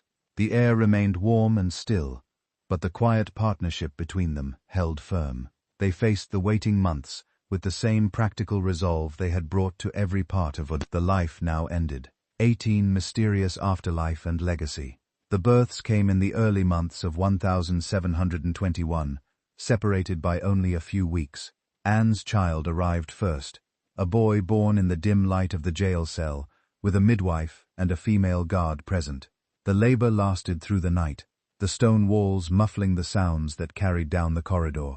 Mary's daughter followed soon after, the process quieter, but no less steady. The jail provided extra blankets and a small amount of milk when it could be spared from the towns and supply. Both children were healthy enough under the circumstances, small but strong, with the same watchful eyes their mothers carried. The newborns stayed with their mothers in the cells for the first weeks. Anne cradled her son during the quiet hours, feeding him what milk she could produce, and supplementing with thin gruel when necessary. Mary did the same, the two women passing small comforts through the bars, a clean rag for wiping, a bit of softened bread. The guards allowed the arrangement without interference, perhaps because the women had caused no trouble since the trial, or because the sight of infants softened the routine of the place. The cells remained small and airless, but the presence of the children introduced a different rhythm, the soft sounds of breathing, the occasional cry that echoed off the stone, the careful movements required to keep the space clean. No formal record exists of what happened next. The court had suspended the sentences until after the births, but the law required execution to follow once the women were no longer with child. Yet the expected return to the gallows never came. Weeks turned into months, and the guards continued to bring the daily ration without mentioning any date for the noose. Rumors began to circulate in Spanish Town and Kingston. One story claimed that a private arrangement had been made, perhaps through a sympathetic official or a bribe paid by someone connected to Anne's family in Carolina. Another suggested that the governor himself had quietly intervened, unwilling to hang women who had recently given birth, and whose cases had already drawn attention in London. Anne's fate after the trial fades into uncertainty. Some accounts from the period mention a woman matching her description, seen in Charlestown, several years later, living quietly under a different name and raising a child away from the docks. Others claim she was quietly released after the child was weaned and taken in by a family with ties to her father's old circle. Though William Cormac had died in the meantime and left no public acknowledgement of her, the records of the Carolina colony show no clear trace of her return. But the absence of documentation does not rule out a discreet re-entry into a society that had once known her as a scandal. Mary's path remains equally shadowed. A few scattered references in Jamaican court papers and private letters suggest she may have been transported to another colony or simply disappeared from the jail rolls after a certain date. One persistent rumor held that she died in prison of a fever that swept through the cells in the summer of 1721, though no burial record confirms it. Another version claimed she secured her release through the same quiet channels that may have saved Anne, then vanished into the Caribbean ports, where women who had once sailed as men could blend into the crowds without drawing notice. The children's lives are even less documented. No baptismal records, no guardianship papers, no mentions in wills or land transfers point to their futures. They may have been raised by relatives, placed with local families, or carried away to places where their origins would remain unknown. The lack of detail is itself a kind of protection. In a world that recorded piracy trials with meticulous care, the quiet disappearance of two infants born in a jail cell served to close the chapter without fanfare. The myths that grew around Anne Bonny and Mary Read began almost immediately. Sailors in Nassau and Port Royal told versions of their story over grog, how they had fought when the men lay drunk, how they had stood defiant in the courtroom, how they had perhaps escaped the noose through cunning or mercy. The tales spread to London through merchants and naval officers, appearing in broadsides and pamphlets that sold on street corners. Printers added flourishes, Anne's red hair blazing in battle, Mary's swordwork unmatched, turning the two women into figures larger than the small sloop they had sailed. By the middle of the 18th century, their names appeared in collections of pirate histories, often alongside Blackbeard and other captains whose stories had been embellished for print. The accounts varied in accuracy. Some correctly noted their pregnancies as the reason for the delay in execution.